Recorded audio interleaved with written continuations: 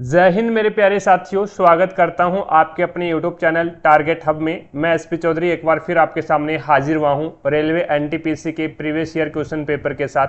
जैसा कि आप सभी को पता है, हमने 27 पेपर है वो सोल्व कर लिए हैं। अगर वो पीछे वाली क्लासें आपने नहीं देखी है तो इस क्लास के आई बटन या फिर डिस्क्रिप्शन बॉक्स में उसका लिंक मिल जाएगा, वहाँ से जाकर के आप पीछे वाली क्लासें देख सकते हैं, या फिर आप प्ले लिस्ट में जाओगे तो कंटिन्यू सभी क्लासें आपको देखने को मिलेगी। चलिए शुरू करते हैं आज का सेशन। और आज अपन इस क्लास में 18 जनवरी 2021 को जो 3 बजे पेपर हुआ था उस पेपर का इस क्लास में सॉल्यूशन करने वाले हैं, तो बने रहिएगा हमारे साथ।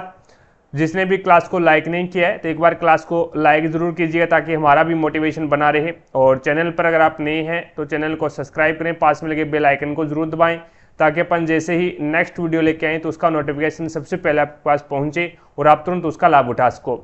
पहला क्वेश्चन देखो भी आपके सामने है, इसमें बताना भी कौन सा वेन आरेख है वो सही होगा। दिन, सप्ताह और वर्ष। दिन से मिलकर के बनेगा सप्ताह है, सप्ताहों से मिलकर के बनेगा वर्ष। तो आपका 1 नंबर जो डायग्राम है वो बिल्कुल सही हो जाएगा भी। ठीक है, अगला क्वेश्चन देखो भी नेक्स्ट आपके सामने है 2 नंबर क्वेश्चन। 2 नंबर क्वेश्चन है धनुर्वेद यजुर्वेद का उपवेद है। धनुर्वेद है ये यजुर्वेद का उपवेद है, इसका संबंध निम्न में से किससे है? तो वो आपका राइट आंसर होगा युद्ध कौशल से है। यानी एक 4 नंबर ऑप्शन है वो आपका बिल्कुल राइट हो जाएगा। अगला क्वेश्चन देखो भी नेक्स्ट आपके सामने है 3 नंबर क्वेश्चन।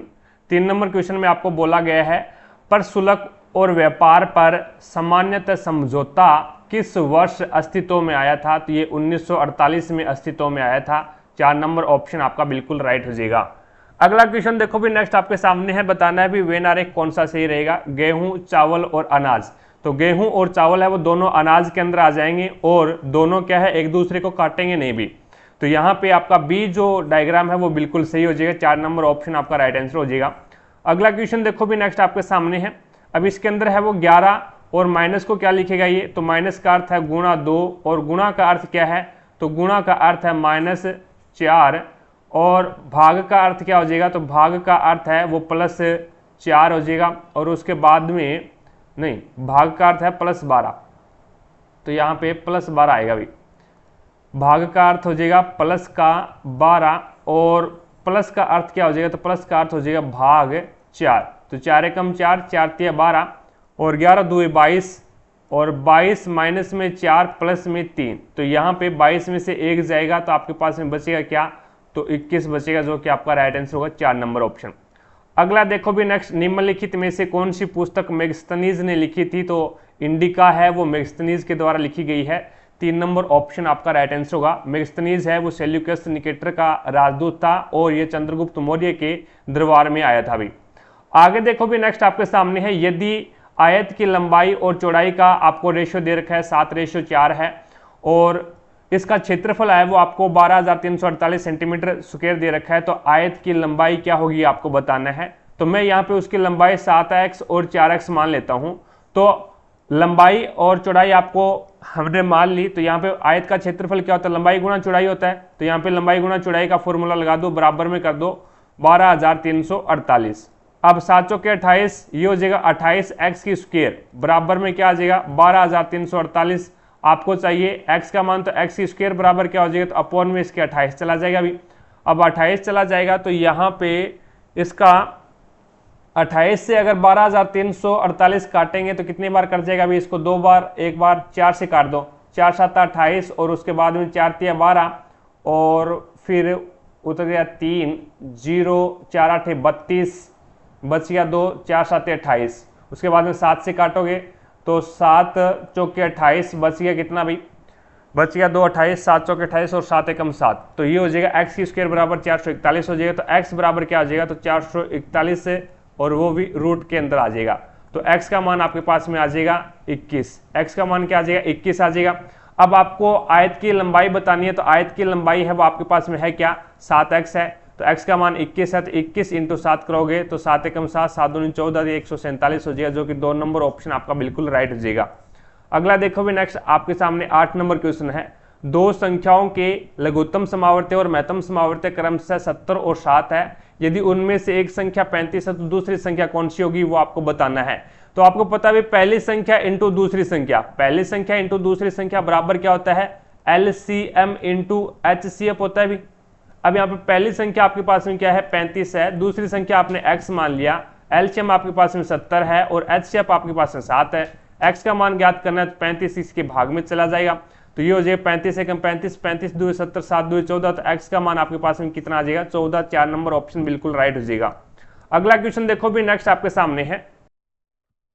अब 9 नंबर क्वेश्चन में ट्रिग्नोमेट्री हमें दे रखा है, तो cos 75 डिग्री प्लस में sin 15 डिग्री का मान पूछा है। तो डायरेक्टली अपन ये मान जानते नहीं है, तो अपन क्या करेंगे, cos 75 को क्या लिख सकते हैं पहले ये बताओ।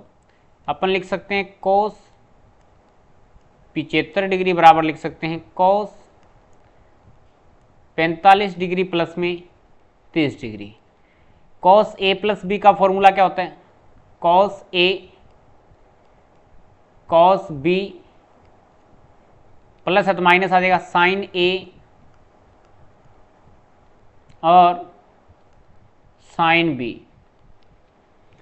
तो ये बन जाएगा cos 45 का मान कितना होता है 1/√2 होता है, cos 30 का मान कितना होता है √3/2 होता है, माइनस में sin 45 का मान 1/√2 होता है और sin 30 का मान 1/2 होता है। इन दोनों का एलसीएम कितना आएगा 2√2 आएगा, तो यहाँ से बन जाएगा √3 माइनस में 1, ये रिजल्ट आएगा। इसी प्रकार से sin 15 डिग्री को क्या लिख सकते हैं बताओ, अपन लिख सकते हैं sin 45 डिग्री माइनस में 30 डिग्री, ये बन गया sin a minus B. sin a minus B का फॉर्मूला होता है sin a cos b minus में cos a और sin b, ये फॉर्मूला होता है। sin 45 का मान कितना होता है 1/√2, cos 30 का मान कितना होता है √3/2, माइनस में cos 45 का मान 1/√2 और sin 30 का मान होता है 1/2। एलसीएम क्या आएगा दोनों का 2√2 आएगा, ये बनेगा √3 माइनस में 1। हमें क्या निकालना है, प्लस करना है, दोनों मान प्लस कर दो। हमें निकालना है cos 75 डिग्री प्लस में sin 15 डिग्री, दोनों को ऐड करेंगे तो √3 माइनस 1/2√2 प्लस √3 माइनस 1/2√2, तो ये बन जाएगा 2√2, √3 प्लस √3 2√3, 1 माइनस 1 2 आ जाएगा, कॉमन क्या आ जाएगा 2, √3 माइनस 1/2√2, 2 से 2 कटेगा, रिजल्ट आएगा √3 माइनस 1/2, √3 माइनस में 1/2, यानी 4 नंबर ऑप्शन आपका राइट हो जाएगा। इस प्रकार से इस क्वेश्चन को हल करना था। अब चलते हैं नेक्स्ट क्वेश्चन की तरफ। नेक्स्ट 10 नंबर क्वेश्चन आपके सामने है। 10 नंबर क्वेश्चन में देखिएगा निम्न व्यंजक का मान आपको ज्ञात करना है। तो इसके अंदर है वो यहाँ पे देखो भी, ये इसको मैं a मान लेता हूँ और इसको मैं b मान लेता हूँ, तो ये हो जाएगा a की स्क्वायर माइनस में b की स्क्वायर, और a की स्क्वायर माइनस b की स्क्वायर को इसको सोल्व करेंगे तो ये हो जाएगा a प्लस b और a माइनस b। इस प्रकार से ये सोल्व हो जाएगा। और नीचे क्या आपके पास में, तो ये a है और ये b है, तो ये हो जाएगा a माइनस b। तो a माइनस b से a माइनस b कैंसिल हो गया, बस ये आपके पास में क्या a प्लस b, यानी 2.7 और 0.8 को आपस में जोड़ दो भी, तो 8 और 7 15, 1 और ये हो जाए 2 और 1 3, यानी 3.5 हो जाएगा, जो कि 2 नंबर ऑप्शन आपका बिल्कुल राइट हो जाएगा। अगला क्वेश्चन देखो 11 नंबर क्वेश्चन आपके सामने है। 11 नंबर क्वेश्चन में आपको बताना है 4, उसके बाद में 20 और उसके बाद में 28 है। तो यहाँ पे ऐसा जो नियम लग रहा है इसके अंदर कौन से यहाँ पे ऑप्शन के अंदर लग रहा है, तो 4 5 20 और 4 7 28, 4 5 20 और 4 7 28, तो देखो भी 5 से गुणा करेगा और उसके बाद में देखो 12 5 60 और 12 7 84, तो यहाँ पे 4 नंबर ऑप्शन आपका बिल्कुल राइट हो जाएगा अभी। ठीक है, तो पहले 5 से गुणा कर रहा है और फिर 7 से गुणा कर रहा है। अगला क्वेश्चन देखो भी, नेक्स्ट 12 नंबर क्वेश्चन आपके सामने है। 12 नंबर क्वेश्चन में आपको बताना है भी निम्नलिखित में से कौन सा भिन्न 8/5 से अधिक होना चाहिए और 7/4 से कम होना चाहिए। तो देखो भी पहले अपन देख लेते हैं भी 8/5 से अधिक, यानी 8/5 से अधिक, इससे अधिक कौन सा है वो आप ऑप्शन के हिसाब से देखेंगे।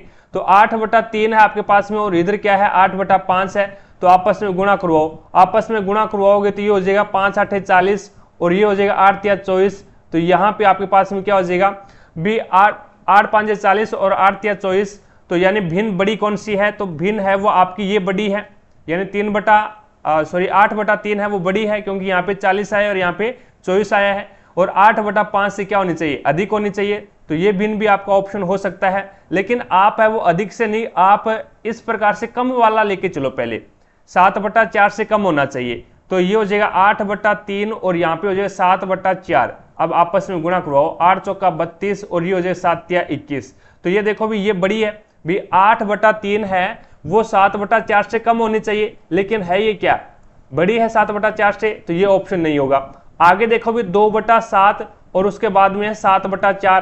तो इसमें देखो भी तो ये हो जाएगा 4 2 8 और ये हो जाएगा 7 7 49। तो यहाँ पे आपका जो 2/7 है, 2/7 है वो क्या है कम है, और 2/7 है वो कम है, क्योंकि 4 2 8 हो गए ना, ये 8 यहाँ पे और 7 7 49 हो गया, यानी 49 ज्यादा है, तो ये हो सकता है भी आपका भिन्न। It's okay. उसके बाद में यहाँ पे देखो भी 1/4 वाला भी देख लेते हैं। तो 1/4 और 7/4, तो 4 एकम 4 और 4 7 28। तो आपका जो 1/4 है यानी 7/4 से कम होना चाहिए, तो 1/4 है वो भी 7/4 से कम है, तो ये भी हो सकता है। दूसरा एक ऑप्शन आपके पास में क्या है 19/11 है, 19/11 है, तो इसको भी देख लेते हैं 7/4 से कम है क्या। तो यहाँ पे 19 चौका 76 और 11 7 77। तो ये भी क्या है आपका 7/4 से कम है, ये भी आपका क्या है 7/4 से छोटी है। अब यहाँ पे अपन दूसरा नियम ये लगाएंगे भी 8/5 से बड़ी होनी चाहिए, 8/5 से बड़ी होनी चाहिए। तो यहाँ पे इसमें देखो 2/7 को 8/5 के साथ कंपैरिजन करवाओगे तो ये हो जाएगा 10 और ये हो जाएगा 56। तो इसका मतलब क्या हो गया भी, इसका मतलब ये हो गया भी 8/5 है वो बड़ी है 2/7 से, 2/7 से 8/5 बड़ी है, क्योंकि 10 बड़ा है या फिर 56 बड़ा है। तो आप बोलोगे सर 56 बड़ा है, 56 बड़ा है तो यहाँ पे 8/5 बड़ी है, लेकिन होनी क्या चाहिए 8/5 से बड़ी होनी चाहिए, लेकिन ये 8/5 से छोटी है, तो इसका मतलब ये नहीं होगा।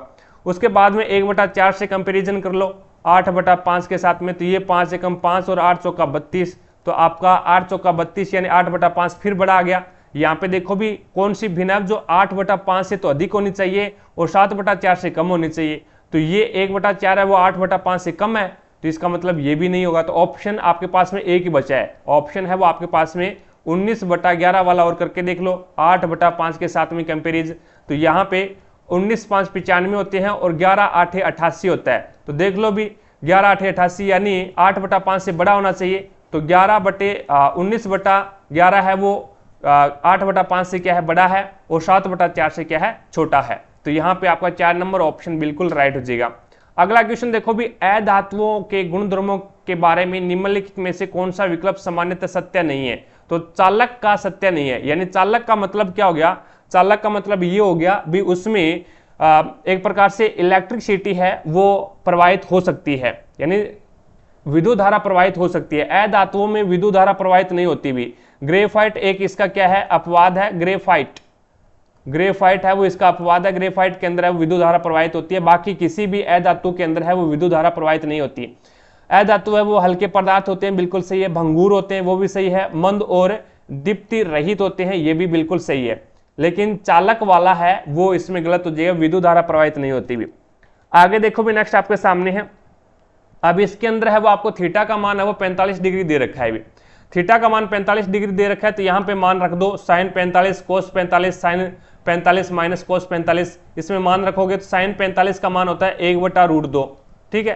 प्लस में कोस 45 का मान 1/√2 होगा, और अपोन में क्या आ जाएगा, तो अपोन में आपके पास में ये आ जाएगा साइन 45 डिग्री का मान क्या है 1/√2 और माइनस में यहाँ पे क्या आ जाएगा 1/√2 आ जाएगा। अब पहले अपन नीचे वाला सोल्व कर लेते हैं, ऊपर वाला भी सोल्व कर लो। ऊपर वाला सोल्व करोगे तो √2 इसका कॉमन एलसीएम आ गया और ऊपर बच गया 2, यानी 2√2 आ गया ऊपर वाला तो।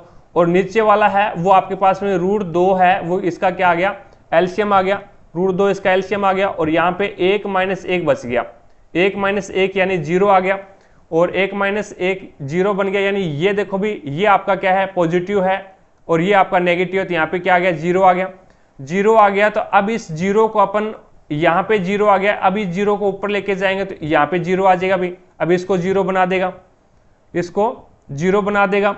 अब यहाँ पे देखो भी ये आपके पास में बन गया 2/0 बन गया, 2/0 बन गया। अब 2 के अंदर है वो 0 को भाग देना है। अब 0 को आप कितने से भी मल्टीप्लाई कर दो 2 नहीं आएगा भी, तो इसका जो आंसर आएगा वो आएगा इन्फिनिटिव, यानी अनंत आ जाएगा भी। 0 को आप अनंत बार गुना करोगे ना तो भी 0 यानी 2 तो आएगा ही नहीं, तो इसका मान हो जाएगा ये भाग है वो आपका अनंत तक चला जाएगा, जो कि आपका राइट आंसर होगा 4 नंबर ऑप्शन।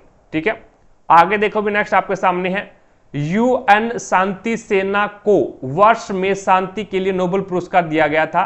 तो यूएन शांति सेना को 1988 के अंदर शांति के लिए नोबेल पुरस्कार दिया गया था। 3 नंबर ऑप्शन आपका बिल्कुल राइट हो जाएगा। अगला क्वेश्चन देखो भी, यहाँ पे x का मान आपको ज्ञात करना है, अनुपात समानुपात का क्वेश्चन है ये। तो अंदर वाले का गुणा करवा दो और बार वाले का गुणा करवा दो, तो ये हो जाएगा 2.5 x बराबर में हो जाएगा 0.75 × 8।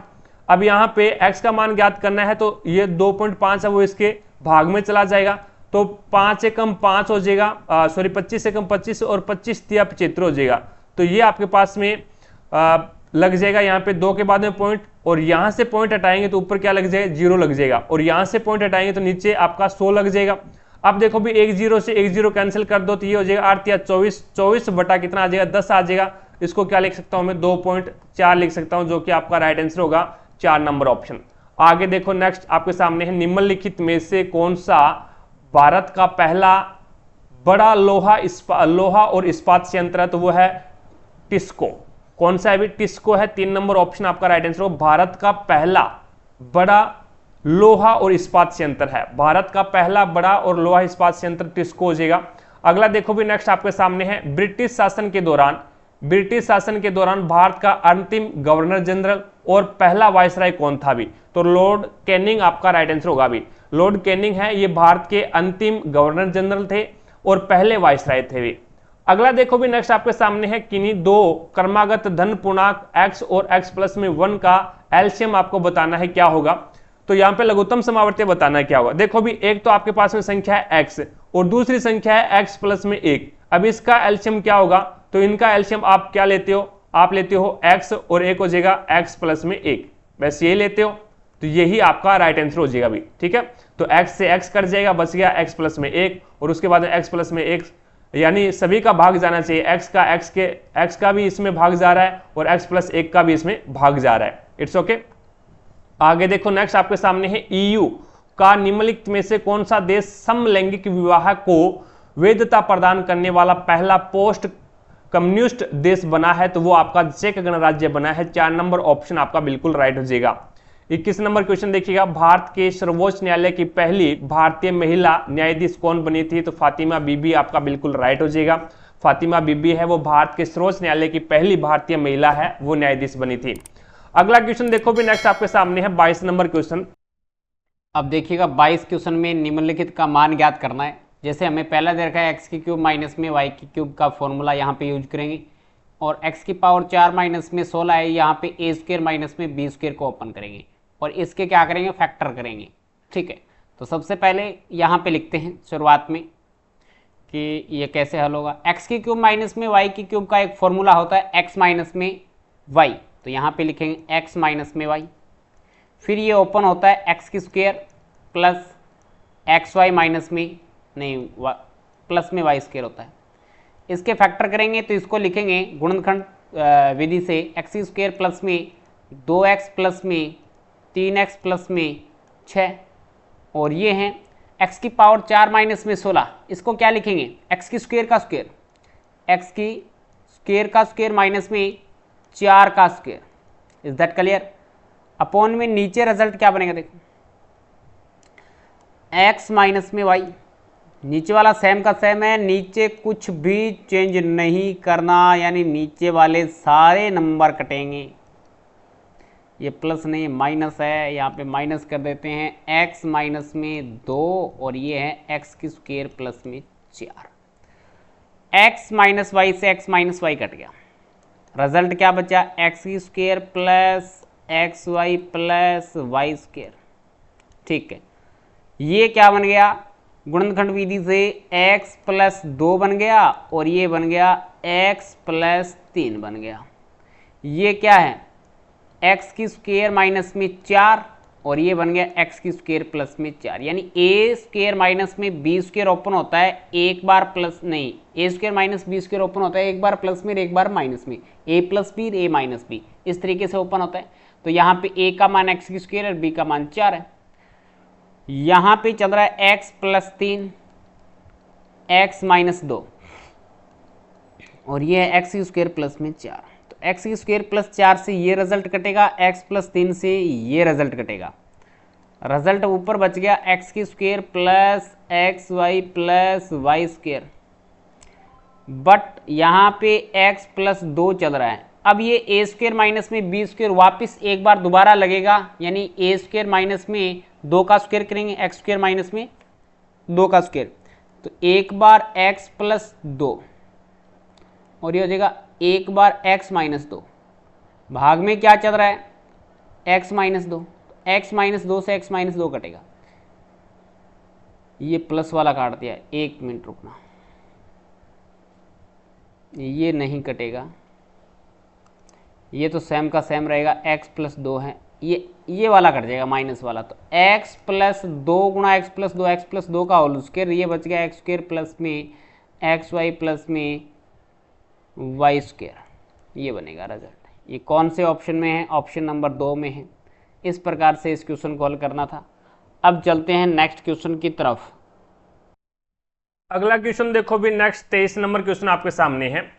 एशिया प्रशांत क्षेत्र में निम्न में से किस देश के साथ सबसे बड़ी घरेलू संचार उपग्रह प्रणाली है? तो वो है आपका भारत, यानी 4 नंबर ऑप्शन आपका राइट आंसर होगा। एशिया प्रशांत क्षेत्र में निम्न में से किस देश के पास सबसे बड़ी घरेलू संचार उपग्रह प्रणाली है? तो वो अपना भारत हो जाएगा।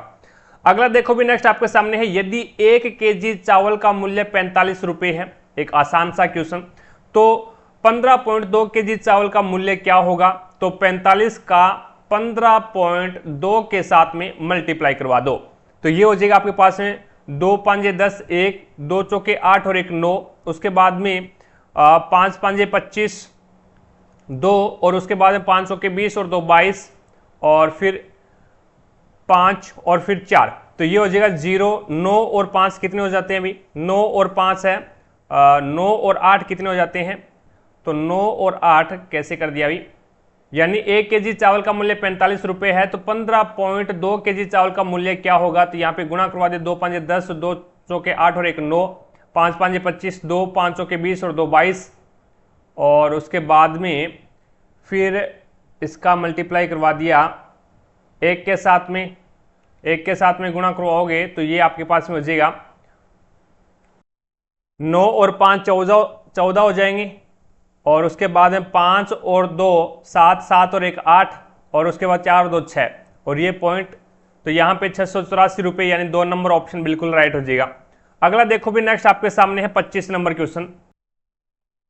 अब देखिएगा 25 नंबर क्वेश्चन, ट्रिग्नोमेट्री का दे रखा है, निम्न व्यंजक का मान ज्ञात कीजिए। अब देखिएगा, अपन जानते हैं दूसरी सर्वसमीका होती है 1 प्लस में tan स्क्वायर थीटा बराबर sec स्क्वायर थीटा होता है, तो 1 के बराबर क्या हो जाएगा? मैं यहाँ पे लिखता हूँ 1 प्लस में tan स्क्वायर थीटा बराबर होता है हमारे पास में sec स्क्वायर थीटा, तो 1 का मान कितना आएगा?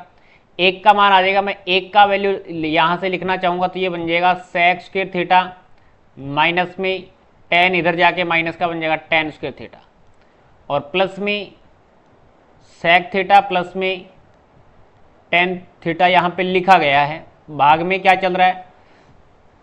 1 प्लस sec थीटा माइनस में tan थीटा। नीचे वाले नंबर को चेंज नहीं करना है, ऊपर देखो sec स्क्वायर थीटा माइनस में tan स्क्वायर थीटा, एक बार प्लस में एक बार माइनस में, यानी a स्क्वायर माइनस में b स्क्वायर से ओपन करेंगे इसको, तो ये बन जाएगा sec theta plus tan theta, और ये बन जाएगा sec थीटा माइनस में tan थीटा, और प्लस में क्या चल रहा है sec theta plus tan theta. Is that clear? भाग में क्या चल रहा है बताओ? भाग में चल रहा है 1 प्लस में sec थीटा माइनस में tan थीटा।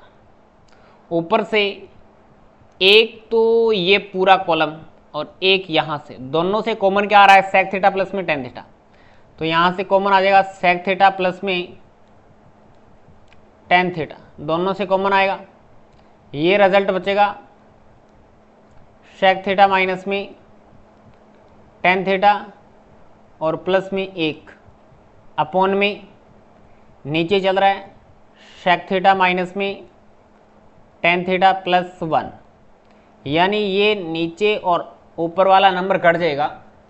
अब रिजल्ट हमारे पास में बचा है sec थीटा प्लस में tan थीटा, लेकिन कोई भी ऑप्शन में sec नहीं है, यानी sec को यहाँ से गायब करना पड़ेगा। एक बात और देखनी पड़ेगी यहाँ पे कि थीटा नहीं है, थीटा बटे 2 है, तो हाफ एंगल वाले फॉर्मूले यहाँ पे आपको यूज करने पड़ेंगे।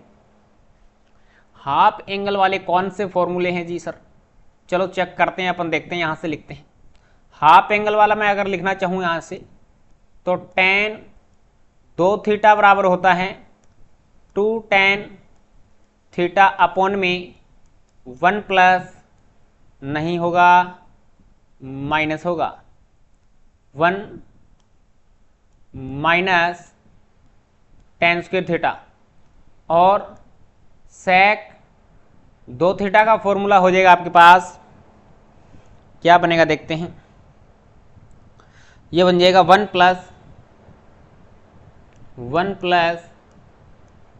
tan स्क्वायर थीटा अपॉन में 1 माइनस tan स्क्वायर थीटा होता है। अब क्या करेंगे, थीटा नहीं है, 2 थीटा नहीं है, ओनली फॉर थीटा है, तो अपन इसको चेंज कर देंगे, sec को लिखेंगे 1 प्लस tan स्क्वायर थीटा बटे 2 अपॉन में 1 माइनस tan स्क्वायर थीटा बटे 2, बीच में प्लस tan थीटा को क्या लिखेंगे 2 tan थीटा बटे 2 अपॉन में 1 माइनस tan स्क्वायर थीटा बटे 2।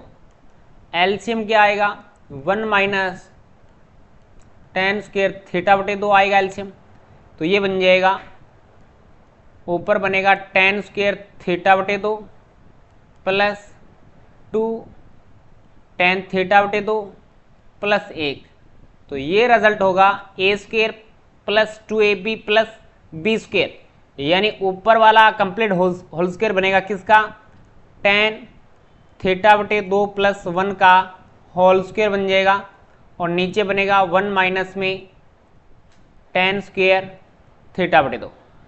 अब ऊपर वाले को एक बार सेम का सेम रखते हैं, कोई चेंज नहीं करेंगे, लेकिन नीचे वाला इसका एक का स्क्वायर लगा सकता हूं, a square minus b square, एक बार प्लस में और लिखेंगे एक बार माइनस में रिजल्ट बनेगा, तो प्लस वाला एक ऊपर 2 घात है, नीचे 1 घात है, कट गया, ऊपर बचा 1 प्लस tan थीटा बटे 2, और ये बन गया 1 माइनस tan थीटा बटे 2।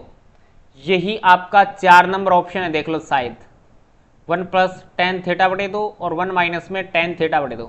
बस ये फॉर्मूले आपको ट्रिग्नोमेट्री के याद होनी चाहिए भी, हाफ एंगल वाले और सीधे भी काफ़ी सारे फॉर्मूले हैं, तो इस चैप्टर को आप अच्छे से जरूर देखें, इसके फॉर्मूले जरूर देखें। इस प्रकार से ये क्वेश्चन है, दोबारा अगर आप देखना चाहो तो अच्छे से देख सकते हो, थोड़ा सा बड़ा है, ओनली फॉर फॉर्मूले यूज हुए हैं, तो इस प्रकार से आपका जो आंसर है वो 4 नंबर राइट हो जाएगा। इसके बाद में चलते हैं नेक्स्ट क्वेश्चन की तरफ।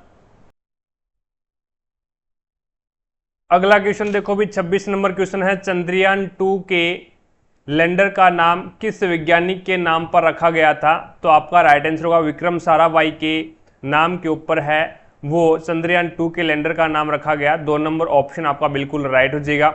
अगले क्वेश्चन पे चलता हूं। नेक्स्ट देखिए 27 नंबर क्वेश्चन आपके सामने है। ये तो आपको यहाँ पे 80.6 है और इसके अंदर भाग देना है 40-30 का। पॉइंट हटाएंगे, नीचे एक जीरो लग जाएगी भी। अब देखो भी इसको आप काट दो, 2 से काट दो एक बार, 2 से काटोगे तो ये हो जाएगा 2 चौके 8, 0 और 2 तिया 6। उसके बाद में ये नीचे वाला कट जाएगा। 2 से काटोगे तो एक बार इसको, तो ये आपका यहाँ पे 2 दुआ 4 और उसके बाद में 2 दुए 4 और ये हो जाएगा 0 और 2 एकम 2। या फिर आप इसको ये करो भी,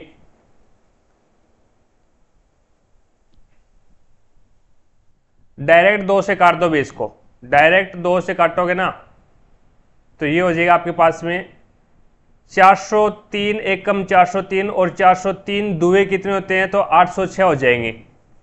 ठीक है, और उसके बाद में नीचे क्या है अभी 100 है आपके पास में, नीचे 100 है तो 2 के बाद में पॉइंट लग जाएगा।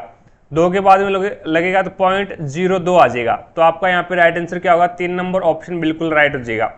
अगला क्वेश्चन देखो भी, सल्फाइड के एस्कों को अतिरिक्त वायु की उपस्थिति में अत्यधिक गर्म करके ऑक्साइड में परिवर्तित किया जाता है। इस प्रक्रिया को क्या कहा जाता है, तो इस प्रक्रिया को भर्जन बोलते हैं भी। एक तो होता है आपका सल्फाइड, एक तो आपकी अशुद्धि होती है सल्फाइड की और एक होती है कार्बोनेट की। एक क्या होती है, कार्बोनेट की होती है। सल्फाइड एसिड और कार्बोनेट एसिड की जो अशुद्धियां होती है, इन अशुद्धियों को दूर करने के लिए एक तो आपकी विधि होती है भर्जन और एक होती है निस्तापन विधि। निस्तापन विधि, तो इन विधियों का यूज किया जाता है। कार्बोनेट एसिड की विधि, कार्बोनेट एसिड की अशुद्धि को दूर करने के लिए निस्तापन विधि का यूज किया जाता है और सल्फाइड एसिड की यहाँ पे अशुद्धि को दूर करने के लिए भर्जन विधि का यूज किया जाता है। तो आपका राइट आंसर क्या होगा, भर्जन हो जाएगा। 4 नंबर ऑप्शन बिल्कुल राइट हो जाएगा। अगला क्वेश्चन देखो भी नेक्स्ट आपके सामने है। अब इसके अंदर एक त्रिभुज जिसका कोण बी समकोण है, ए बी 12 है, बी सी 5 सेंटीमीटर है, तो आपको साइन ए कोस ए, और दूसरा क्वेश्चन आपको पूछा है भी साइन सी कोस सी पूछा है। तो यहाँ पे अपन एक त्रिभुज बना लेते हैं समकोण, जिसका बी कोण है वो क्या है, समकोण है, तो ये बी हो गया, ये ए बी और सी हो गया अभी। ठीक है, अब यहाँ पे 90 डिग्री का कोण यहाँ पे अभी। अब ए बी आपके पास में 12 है और बी सी है वो आपके पास में 5 है, तो आप ट्रिपलेट लगा दो। कर्ण आपके पास में आ जाएगा 5, 12 और 13, यानी ये आपका ट्रिपलेट होता है। याद रखना 5, 12 और 13, या फिर पाइथागोरस प्रमेय से कर्ण स्क्वायर बराबर आधार स्क्वायर प्लस लंब स्क्वायर कर सकते हैं आप। अब यहाँ पे आपको पता है भी एक एल ए एल लाल बट्टा कक्का होता है भी, लाल बट्टा कक्का होता है। अब इसमें क्या है, थीटा का मान है वो पहले क्या है अपन ए लेंगे, थीटा का मान है वो कोण ए से लेंगे। यहाँ से कोण ए से लेंगे तो थीटा का मान के सामने जो भुजा होती है वो क्या होती है, लंब होती है। अब आपको पता है भी साइन बराबर क्या होता है, साइन बराबर होता है लंब बटा कर्ण। तो साइन बराबर लंब बटा कर्ण होता है, तो लंब यहाँ पे कितना आ जाएगा, 5 आ जाएगा, और कर्ण आपका कितना 13 है, इंटू कोस ए। कोस ए यानी थीटा का मान यहाँ पे है, तो कोस का मान क्या होता है, आधार बटा कर्ण होता है। तो आधार आपके पास में क्या है 12 है, और यहाँ पे कर्ण आपके पास में कितना है 13 है। ठीक है, अब इसका 12 5 60 और 13 13 कितना होता है 169 होता है, तो 60 बटा 169 आ गया पहले का ऑप्शन। दूसरा देखो भी, आपके पास जो थीटा का मान लिया है वो थीटा सी लिया है यहाँ पे, यानी जो कोण है एंगल है वो सी लिया है। तो अब की बार जो लंब होगा वो कौन सा होगा, तो लंब होगा वो ये होगा, यानी थीटा के सामने वाली भुजा होती है। तो अब आपके पास में साइन का मान होता है लंब बटा कर्ण, तो लंब कितना आ गया 12 और कर्ण कितना है भी 13, इंटू कोस सी, कोस से थीटा सी हो गया। तो यहाँ पे कोस सी है, तो इसका मतलब आधार कितना हो गया 5 और यहाँ पे लंब कितना हो गया 13, सॉरी कर्ण कितना हो गया 13। तो ये 12 5 60 और 13 13 169 हो जाएगा। तो आपका राइट आंसर होगा, दोनों के समान ही आंसर आएंगे भी, 1 नंबर ऑप्शन आपका बिल्कुल राइट हो जाएगा। अगला क्वेश्चन देखो भी नेक्स्ट आपके सामने है। अब इसके अंदर बोला गया भी राम ने 1900 में एक साइकिल खरीदी और 1862 में बेच दी, तो हानि आपको बताने कितनी होगी। तो यानी 1900 रुपए में खरीदी थी और 1862 में बेच दी, तो कितने रुपए की हानि हुई देख लो पहले तो यहाँ पे 10 में से 2 गया 8 और 9 में से यानी 38 रुपए की हानि होगी। 38 रुपए की हानि होती किस पे है, तो क्रय मूल्य पे। तो क्रय मूल्य कितना है 1900 रुपए, इंटू 100% निकालेंगे तो 100 से गुणा कर दो, 20 से 20 19 से कम 19 और 19 दुए 38, यहाँ पे हो जाएगा आपके पास में 2%, जो कि 3 नंबर ऑप्शन है वो बिल्कुल राइट हो जाएगा अभी। अगला क्वेश्चन देखो भी नेक्स्ट आपके सामने है। अब इसमें संगीत के क्षेत्र में पुलित्जर पुरस्कार जीतने वाले पहले रैपर का नाम क्या है? तो पुलित्जर पुरस्कार जीतने वाले पहले रैपर का नाम है वो क्रेंडिक लेम्बर हो जाएगा अभी, क्रेंडिंग लेम्बर, यानी 2 नंबर ऑप्शन है वो आपका बिल्कुल राइट हो जाएगा। अगला क्वेश्चन देखो भी नेक्स्ट आपके सामने है। यूआरएल है, ये आपको यूआरएल दे रखा है, में कौन सा घटक वेब पेज के पाथ की पहचान करता है?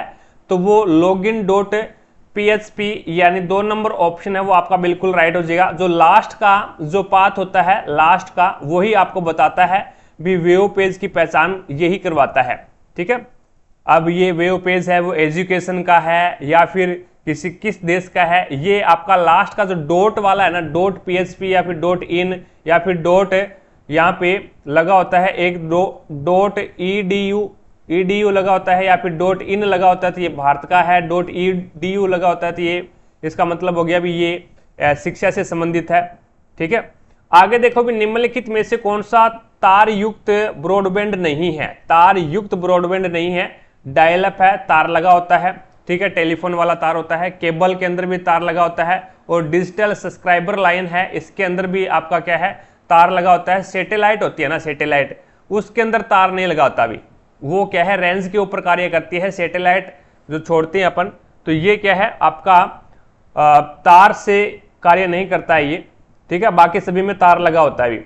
अगला क्वेश्चन देखो भी निम्नलिखित में से किसे विश्व के सर्वोच्च युद्ध, निम्नलिखित में से किसे विश्व के सर्वोच्च युद्ध क्षेत्र के रूप में जाना जाता है? तो सियाचिन ग्लेशियर को सर्वोच्च युद्ध क्षेत्र के रूप में जानते हैं। 3 नंबर ऑप्शन आपका बिल्कुल राइट हो जाएगा। जिसने भी क्लास को लाइक नहीं किया है तो एक बार क्लास को लाइक जरूर करें भी, ताकि हमारा भी मोटिवेशन बना रहे। और चैनल पर अगर आप नए हैं तो चैनल को सब्सक्राइब करें, पास में लगे बेल आइकन को जरूर दबाएं, ताकि अपन जैसे ही नेक्स्ट वीडियो डालें तो उसका नोटिफिकेशन सबसे पहले आपके पास पहुंचे और आप तुरंत उसका लाभ उठा सको। 35 नंबर क्वेश्चन देखो भी, सिंधु घाटी सभ्यता में निम्न में से किस स्थल को सबसे पहले खोजा गया था? तो हड़प्पा को सबसे पहले खोजा गया था दयाराम साहनी के द्वारा 1921 के अंदर। नेक्स्ट देखो भी, मोहनजोदड़ो की जो खोज हुई थी वो 1922 के अंदर राखलदास बनर्जी के द्वारा की गई थी। ठीक है, अगला देखो नेक्स्ट आपके सामने है, निम्नलिखित में से किस शहर को पूर्व का स्कॉटलैंड कहा जाता है? तो शिलोंग शहर है जो कि मेघालय के अंदर है, तो शिलोंग शहर को पूर्व का स्कॉटलैंड बोलते हैं। 2 नंबर ऑप्शन है वो आपका राइट आंसर होगा। अगला क्वेश्चन देखो 37 नंबर क्वेश्चन, निम्नलिखित में से कौन सा कथन गलत है? तो रक्त है वो शरीर को बीमारी से बचाता है, बिल्कुल सही बात है। अभी रक्त है वो शरीर को बीमारी से बचाता है, बिल्कुल सही बात है। रक्त कार्बन डाइऑक्साइड को शरीर की कोशिकाओं से फेफड़ों तक लाने का कार्य करता है, बिल्कुल सही बात है। रक्त है जो आपकी कार्बन डाइऑक्साइड है वो शरीर की कोशिकाओं से फेफड़ों तक लेके आता है, उसके बाद में आपका रक्त है वो शुद्ध हो जाता है, उसके बाद में फिर वापस है वो हार्ट के अंदर जाता है, और हार्ट से वापस पंप किए जाने पर वो क्या है अन्य यानी कोशिकाओं में चला जाता है, यानी शरीर के अन्य अंगों में चला जाता है, फिर वहां से कार्बन डाइऑक्साइड मिलती है, फिर क्या करता है रक्त कार्बन डाइऑक्साइड युक्त जो आपकी कार्बन डाइऑक्साइड युक्त रक्त है वो वापस फेफड़ों के अंदर आता है, फिर शुद्ध होता है, तो बिल्कुल सही बात है ये। अगला देखो भी, रक्त ऑक्सीजन को फेफड़ों से शरीर के अन्य भागों में ले जाता है, बिल्कुल सही बात है। अभी ऑक्सीजन जो युक्त रक्त है वो हृदय से अन्य शरीर के यानी शरीर के अन्य पार्टों में पहुंचाता है, ये भी बात सही है। लेकिन रक्त है वो ज्ञानेंद्रिय इनपुट में मदद करता है, ये बिल्कुल गलत बात है। ज्ञानेंद्रिय इनपुट के अंदर है वो मदद नहीं करता।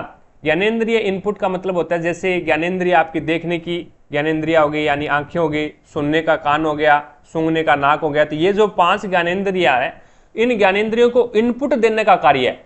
यानी जैसे अपन कोई चीज सूंघ रहे हैं, ठीक है, अपन कोई चीज सूंघ रहे हैं तो उसमें जो इनपुट हमें मिल रहा है वो रक्त के द्वारा मिल रहा है क्या? नहीं मिल रहा, रक्त के द्वारा नहीं मिल रहा, तो ये गलत बात है। आगे देखो भी नेक्स्ट आपके सामने है, निम्नलिखित में से कौन सी तीन अंकों की सबसे बड़ी संख्या है जो 13 से विभाज्य है? 13 से विभाज्य है सबसे बड़ी संख्या, तो यहाँ पे आप ये करो भी सबसे बड़ी संख्या तो 999 है। अब इसके अंदर 13 से डिवाइड कर दो, इसको 13 से डिवाइड करो, 13 7 91 बच गया कितना? तो यहाँ पे बच गया 8, 89 हो गया। अब इसको कितने से डिवाइड करें? तो ये हो जाएगा 13 7 91, 13 7 91 हो जाएगा। और 13 7 91 हो जाएगा। तो यहाँ पे इसमें 13 7 91 और अब आपको यहाँ पे 999 यानी बड़ी बड़ी संख्या होगी 999। अब 999 तो बड़ी बड़ी संख्या, आपको क्या छोटी संख्या देखनी है इससे, क्योंकि 999 13 से डिवाइड है नहीं। तो यहाँ पे 13 से फिर आप 13 छिके 78 चला जाएगा, फिर 13 छिके 78 बच गया कितना, तो ये आपके पास में 1 बच गया और ये आपके पास में बच गया 13 छिके 78, तो ये बच गया 1 यानी 11। कहने का मतलब ये है अगर आप 999 में से अगर 11 घटा देते हैं तो ये संख्या वो 13 से डिवाइड हो जाएगी। तो 999 में से 11 घटा दो तो ये आपके पास 988 बचेगा, जो कि आपका राइट आंसर होगा 3 नंबर ऑप्शन। अगला देखो भी नेक्स्ट आपके सामने 44 सेंटीमीटर आधार और 22 सेंटीमीटर ऊंचाई वाले एक समांतर चतुर्भुज का क्षेत्रफल आपको ज्ञात करना है भी। तो समांतर चतुर्भुज का क्षेत्रफल होता है base into height, base into height, बस यही होता है। अब समांतर चतुर्भुज का क्षेत्रफल बेस इंटू हाइट होता है 44 इंटू 22 कर दो, 22 चौका 88 होता है, 8 बच गया, 22 चौका 88, 88 और 8 96 होता है, तो 968 आपका बिल्कुल राइट हो जाएगा। ठीक है, आगे देखो भी नेक्स्ट आपके सामने है 40 नंबर क्वेश्चन। 40 नंबर क्वेश्चन है 742 को 5:9 के अनुपात में 5:9 के अनुपात में 2 भागों में बांटने पर दोनों हिस्सों में कितनी राशि जाएगी या फिर कितनी राशि आएगी, ये आपको बताना है। तो मैंने मान लिया भी 5:9 के हिसाब से बांटना है आपको। ठीक है, तो हमारे अनुसार टोटल कितना हो गया 14, तो 14 बराबर 742, तो 1 बराबर कितना हो जाएगा 14 का भाग दे दो, तो ये हो जाएगा आपके पास में 14 5 70, बच गया कितना 4 42 और 14 3 42। कहने का मतलब है भी 1 का मान 53 आ गया, 1 का मान 53 आ गया तो 5 से गुणा करवा दो तो 5 का मान आ जाएगा 5 3 15, 5 5 25 और 1 26 यानी 265। एक तो आपके पास में 265 आ गया, बाकी आपके पास में ऑप्शन ये है अभी 265 का। ठीक है, तो आपका राइट आंसर क्या होगा, ये हो जाएगा। और दूसरा आपको ज्ञात करना है 53 को क्या कर दो 9 से मल्टीप्लाई करवा दो तो 477 आ जाएगा, जो कि 2 नंबर ऑप्शन आपका बिल्कुल राइट हो जाएगा। अगला क्वेश्चन देखो भी आपके सामने, यहाँ पे इसने बोला है भी दिए गए कथन को ध्यानपूर्वक पढ़ें। ठीक है, अभी ध्यानपूर्वक पढ़ें और निश्चित करें कि दिए गए निष्कर्षों में से कौन सा कथन का तार्किक रूप से पालन करता है। अब कथन आपको दे रखा भी सभी विद्यालयों में छात्र होते हैं, सभी विद्यालय के अंदर है वो छात्र होते हैं। अब यहां पे कौन सा जो निष्कर्ष है वो बिल्कुल सही है, ये आपको बताना है। देखो भी निष्कर्ष 2 क्या बोलता है, विद्यालय केवल छात्रों के लिए होता है, विद्यालय केवल छात्रों के लिए होता है, नहीं केवल वर्ड आ गया ना, तो ये एक क्या है यहां पे नेगेटिविटी को दर्शाता है। विद्यालय केवल छात्रों के लिए नहीं होता, विद्यालय है वो यहाँ पे टीचरों के लिए भी तो होता है विद्यालय। ठीक है, तो ये नेगेटिविटी को दर्शाएगा भी। उसके बाद में यहाँ पे देखो भी किसी भी विद्यालय का अस्तित्व छात्रों के बिना नहीं होता भी, विद्यालय का जो अस्तित्व होता है वो छात्रों के बगैर नहीं होता, यानी छात्र होंगे ही नहीं तो वहां पे विद्यालय ओपन ही नहीं होगा।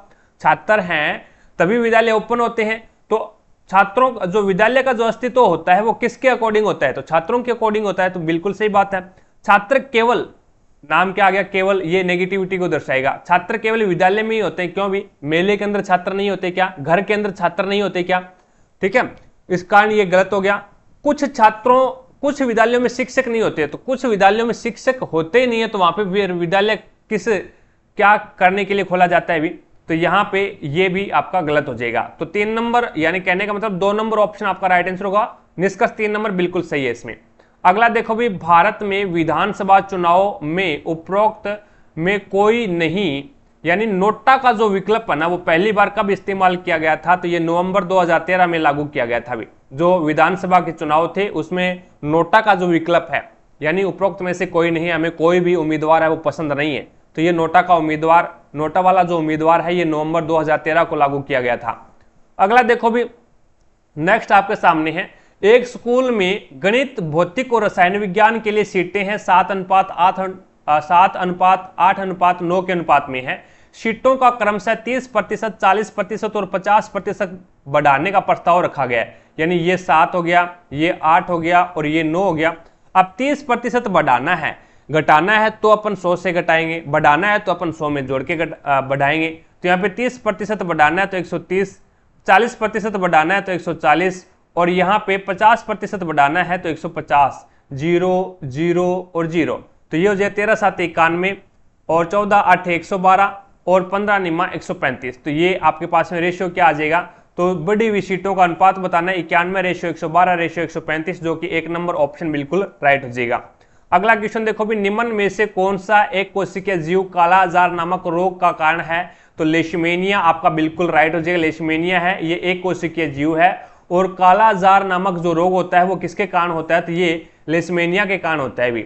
अगला क्वेश्चन देखो भी, भारत की पहली मेट्रो ट्रेन कब और कहां शुरू की गई थी, तो भारत की पहली मेट्रो ट्रेन है वो 24 अक्टूबर 1984 को कलकत्ता के अंदर है वो शुरू की गई थी। 1 नंबर ऑप्शन आपका बिल्कुल राइट हो जाएगा, 24 अक्टूबर 1984 को।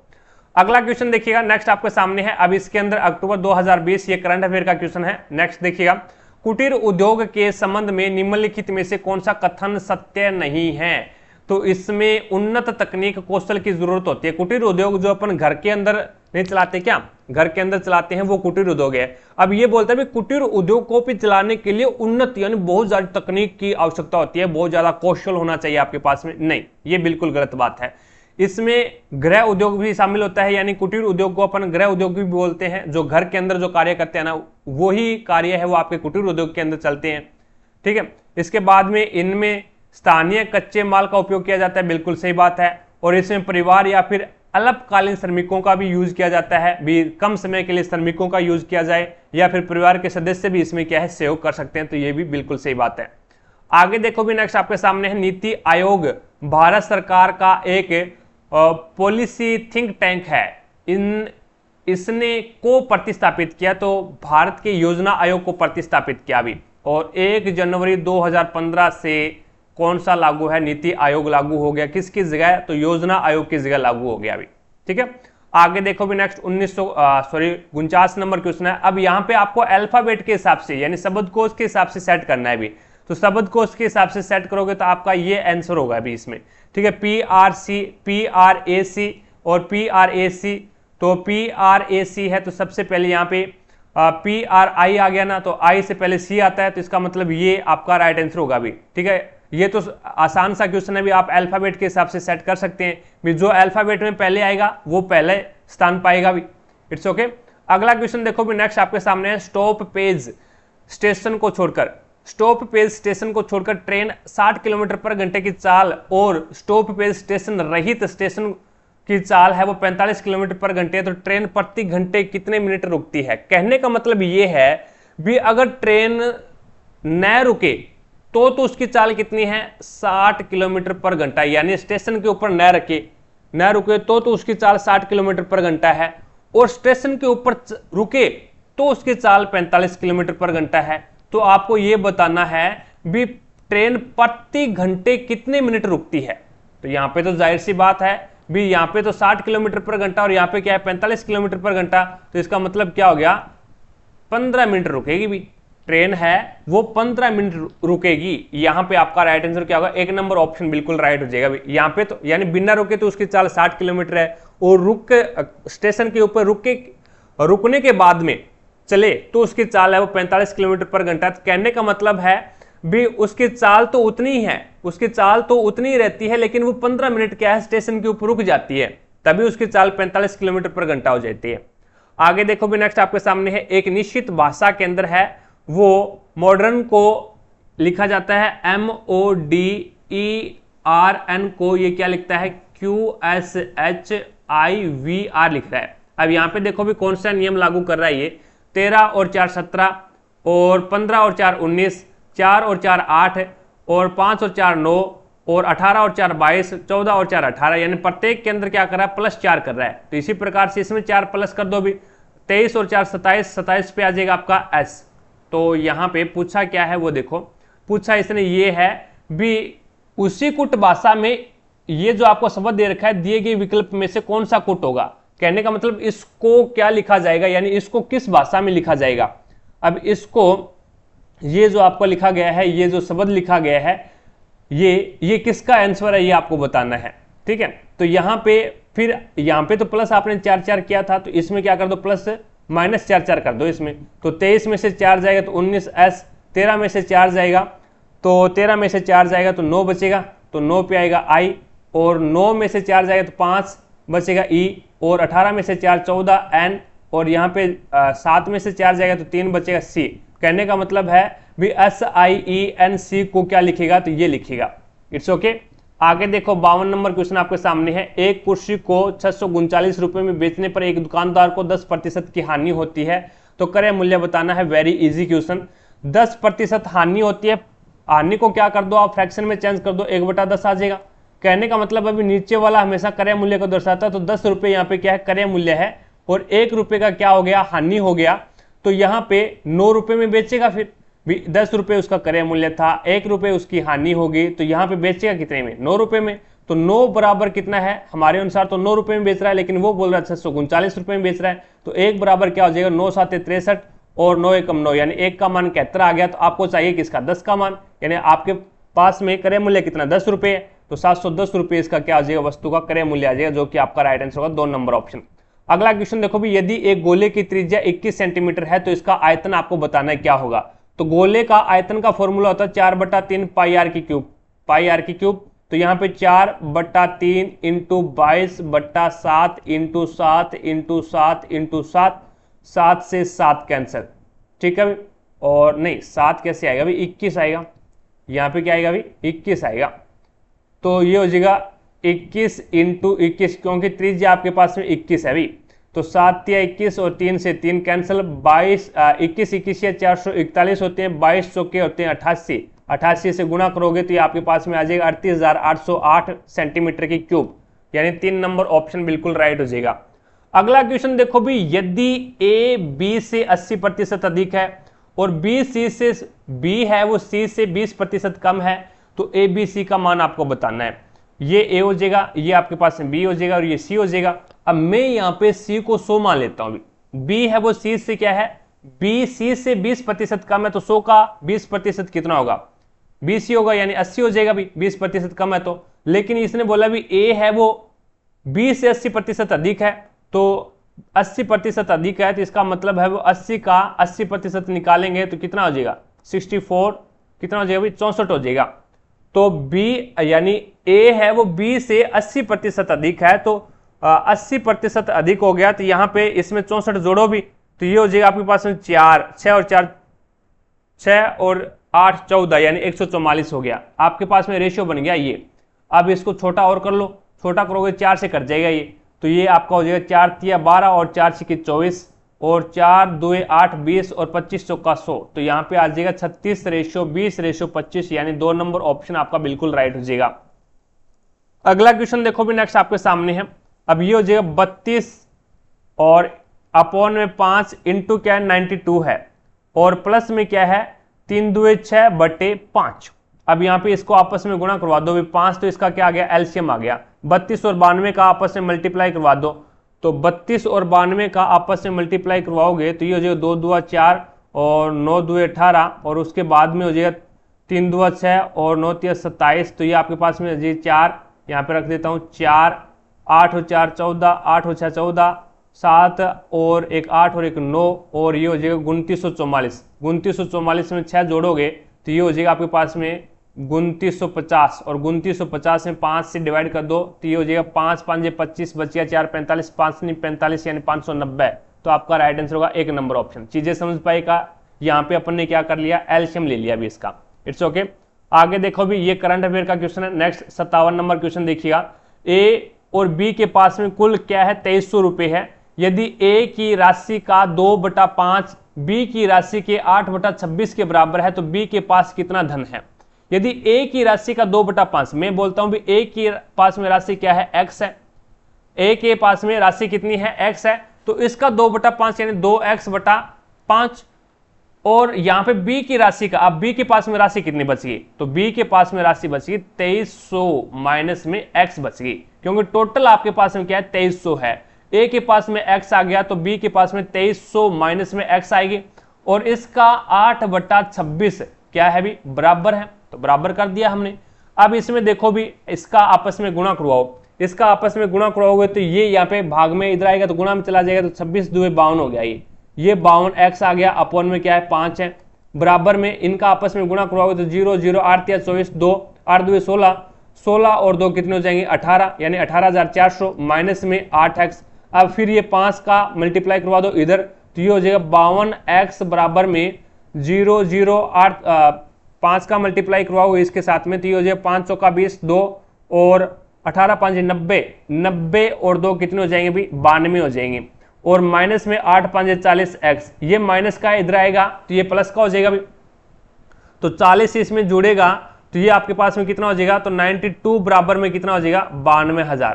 क्या हो जाएगा 92x बराबर में क्या हो जाएगा 92,000। तो x बराबर क्या आ जाएगा भाई, तो x बराबर में आपके पास में आ जाएगा 92 से 92 कट जाएगा, यानी x का मान है वो आपके पास में 1000 बनेगा। x का मान 1000 आ गया। आपको पूछा क्या है, तो b के पास कितनी धनराशि है, तो b के पास में x का मान ये आ गया। तो यहाँ पे टोटल कितना है, टोटल आपके पास में 2300 है, टोटल आपके पास में है वो 2300 है।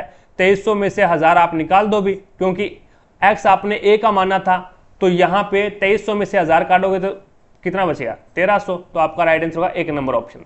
आगे देखो भी नेक्स्ट आपके सामने है, निम्नलिखित में से कौन सी नृत्य शैली राजस्थान से संबंधित नहीं है, तो लावणी, लावणी नृत्य शैली है वो राजस्थान से संबंधित नहीं है। गणगौर, घूमर और कालबेलिया ये भी हमारे राजस्थान के अंदर होते हैं सारे, ठीक है।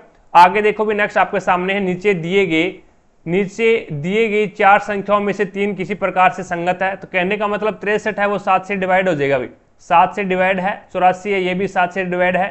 49 है ये भी 7 से डिवाइड है। 50 7 से डिवाइड नहीं है, तो 4 नंबर ऑप्शन है वो असंगत हो जाएगा। आगे देखो भी नेक्स्ट आपके सामने प्रश्नवाचक चिन्ह के स्थान पे क्या आएगा, W आता 23 पे, 23 में से 3 घटाया, 20 20 में 3 घटाया, 17 17 में 3 घटाओगे तो 14 14 पे आ जाएगा N। इसी प्रकार से F आता 6 पे, 6 में से 1 जोड़ा 7, 7 में 1 जोड़ा 8 और 8 में 1 जोड़ोगे तो 9 यानी I आ जाएगा। उसके बाद B आता है 2 पे, 2 और 2 4, 4 और 2 6, 6 और 2 8, तो यहाँ पे आ जाएगा 8, 8 पे आ जाता है H। तो आपका राइट आंसर क्या होगा, 4 नंबर ऑप्शन बिल्कुल राइट हो जाएगा। अगला देखो भी 61 नंबर क्वेश्चन आपके सामने है। अब इसके अंदर है, अब देखिएगा 61 नंबर क्वेश्चन में हमें दे रखा है cot x is equal to 3। तो निम्नलिखित का हमें मान ज्ञात करना है। तो ये बताइए इन दोनों से क्या कॉमन आ रहा है, 3 कॉमन आ गया, तो ये बन गया 1 प्लस साइन थीटा, थीटा नहीं है x है क्या, x लगा दो फिर। तो यहाँ पे लगाओगे x, एक ही बात है थीटा लगाओ कोई गलत नहीं होगा। 1 माइनस में साइन x अपॉन में इन दोनों से क्या कॉमन आ रहा है, 2 कॉमन आ रहा है, बाहर निकाल लिया तो 1 प्लस में cos x, और इन दोनों से क्या कॉमन आ रहा है 3 कॉमन आ रहा है, तो 1 माइनस में cos x। एक बार प्लस में एक बार माइनस में, तो ये बनेगा 3 तो बाहर है ही, ए स्क्वायर माइनस में बी स्क्वायर, एक का स्क्वायर 1 माइनस में साइन स्क्वायर x अपॉन में 2 तिया 6, लेकिन 1 प्लस में cos x और 1 माइनस में cos x क्या बन जाएगा 1 माइनस में cos स्क्वायर x, 3 के पाड़े से काटेंगे 2 बार कट जाएगा। 1 माइनस में साइन स्क्वायर x होता है cos स्क्वायर x, और नीचे 2 है ही, और 1 माइनस में cos स्क्वायर x होता है साइन स्क्वायर x। तो cos बटा साइन क्या होता है कोट होता है, तो 1/2 और cos स्क्वायर बटा साइन स्क्वायर है, तो ये बन जाएगा cot स्क्वायर x। कोट का मान है कितना 3 है, तो 3 का स्क्वायर बटा 2, 3 का स्क्वायर कितना है 9, 9/2। इसमें पहला ऑप्शन आपका राइट हो जाएगा। इसके बाद में चलते हैं नेक्स्ट क्वेश्चन की तरफ।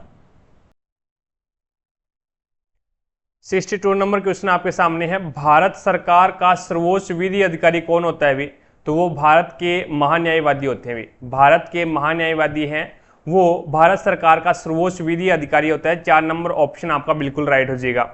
अगला क्वेश्चन देखो भी नेक्स्ट आपके सामने है, मणिपुर, ये 2018 का क्वेश्चन है अभी, यानी करंट अफेयर का। नेक्स्ट देखिएगा 4 शहरों के नाम आपको दे रखे हैं, जिनमें से 3 किसी प्रकार से संगत है, यानी गांधीनगर है, भोपाल है और ये चंडीगढ़ है। ये राजधानियां है भी, राजधानी है। कानपुर है वो किसी की राजधानी नहीं है, तो कानपुर इसमें क्या हो जाएगा असंगत हो जाएगा। बाकी गांधीनगर, भोपाल और चंडीगढ़ ये क्या है राजधानी है, कैपिटल है।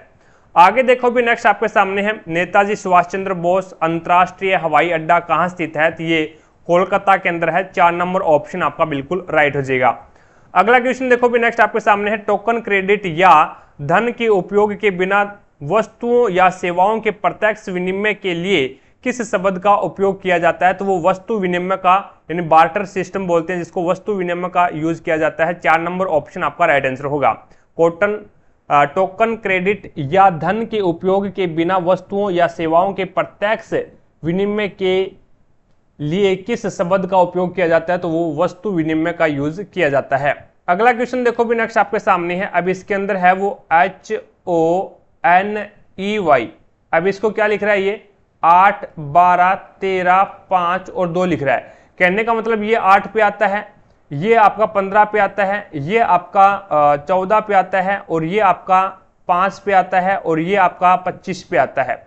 यानी यहाँ पे देखो भी 8 का 8 लिख दिया इसने, 15 का 12 लिख दिया, यानी यहाँ पे 2 डिजिट है। 2 डिजिट के जितने भी जो अक्षर हैं उनको क्या कर रहा है? उनका विपरीत लिख रहा है। भी 2 डिजिट के जितने भी आपके अक्षर हैं उनको क्या कर रहा है? ये विपरीत लिख रहा है। तो यहाँ पे PATCH और सिंगल डिजिट वाले हैं उनको क्या है? डायरेक्ट लिख रहा है। तो यहाँ पे P आता है 16 पे, A आता है 1 पे, T आता है 20 पे और C आता है 3 पे और H आता है 8 पे।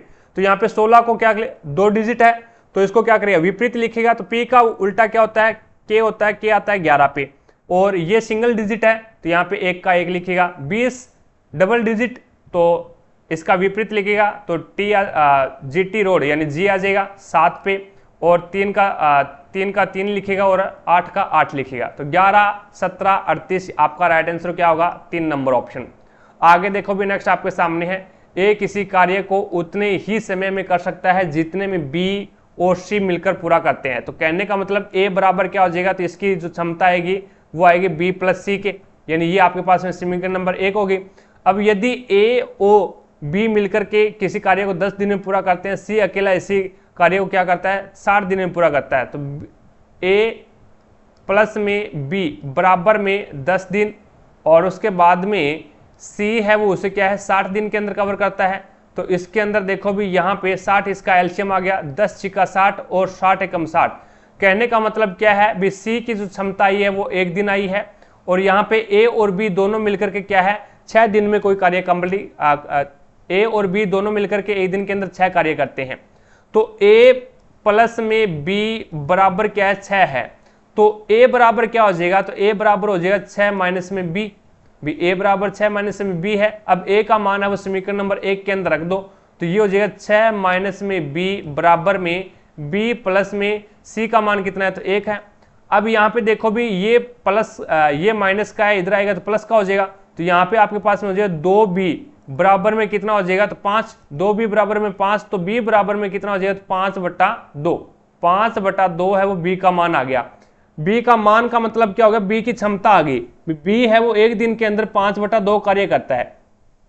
तो 60 कार्य, टोटल कार्य कितने? 60 है। तो 60 कार्य है वो कितने दिन में पूरा करेगा? तो 5, 60/5 और ये 2 इसके नीचे आ रहा है तो वो कहां पे चला जाएगा? तो वो आपका ऊपर आ जाएगा। तो 5 से कम 5 और 12 5 60 और 12 दूनी 24। तो यहाँ पे आपका राइट आंसर होगा 24 दिन के अंदर है वो कार्य कंप्लीट हो जाएगा।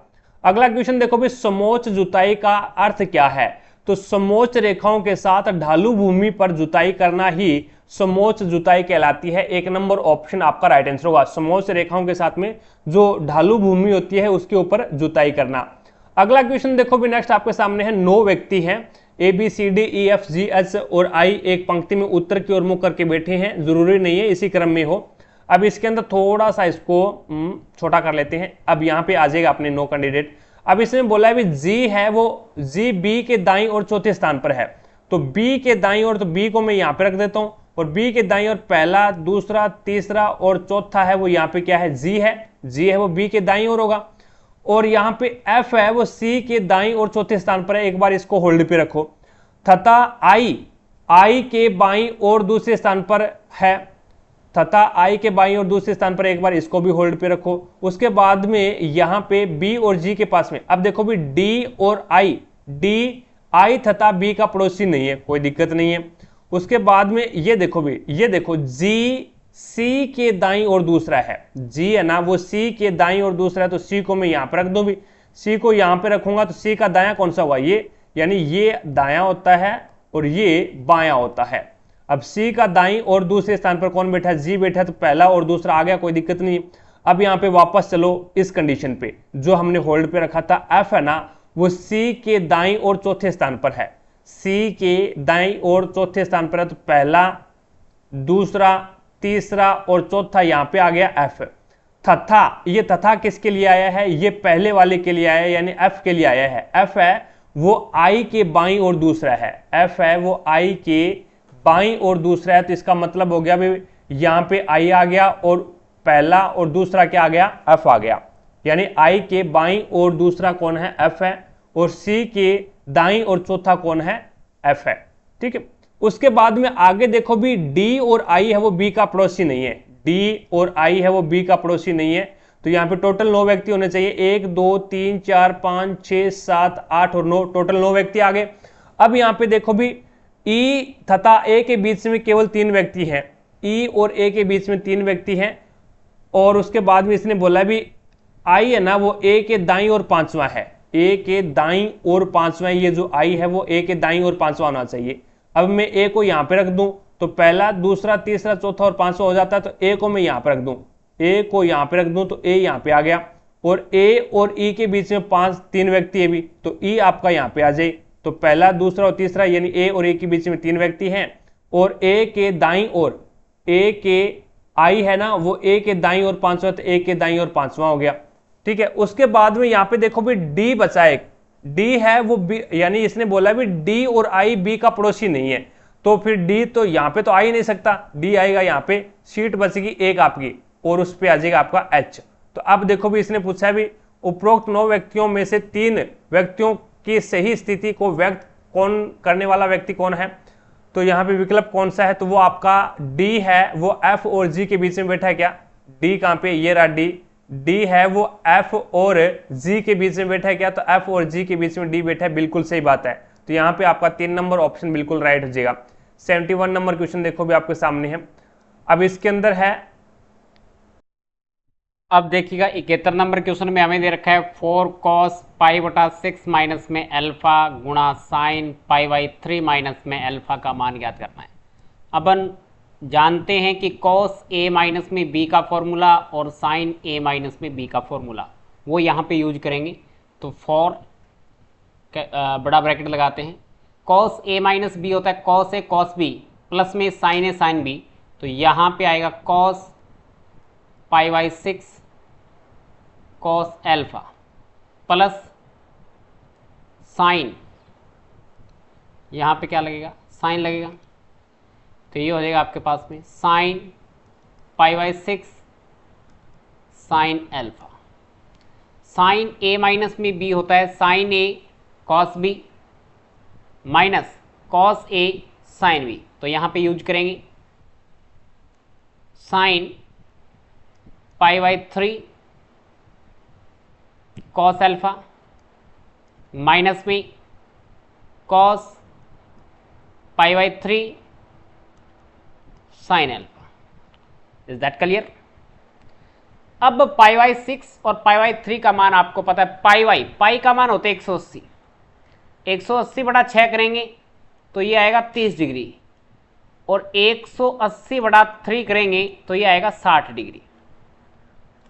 तो पाई बाई 6 हो गया 30 डिग्री, तो 4 यहां पे ही कोस 30 डिग्री का मान होता है √3 बटा 2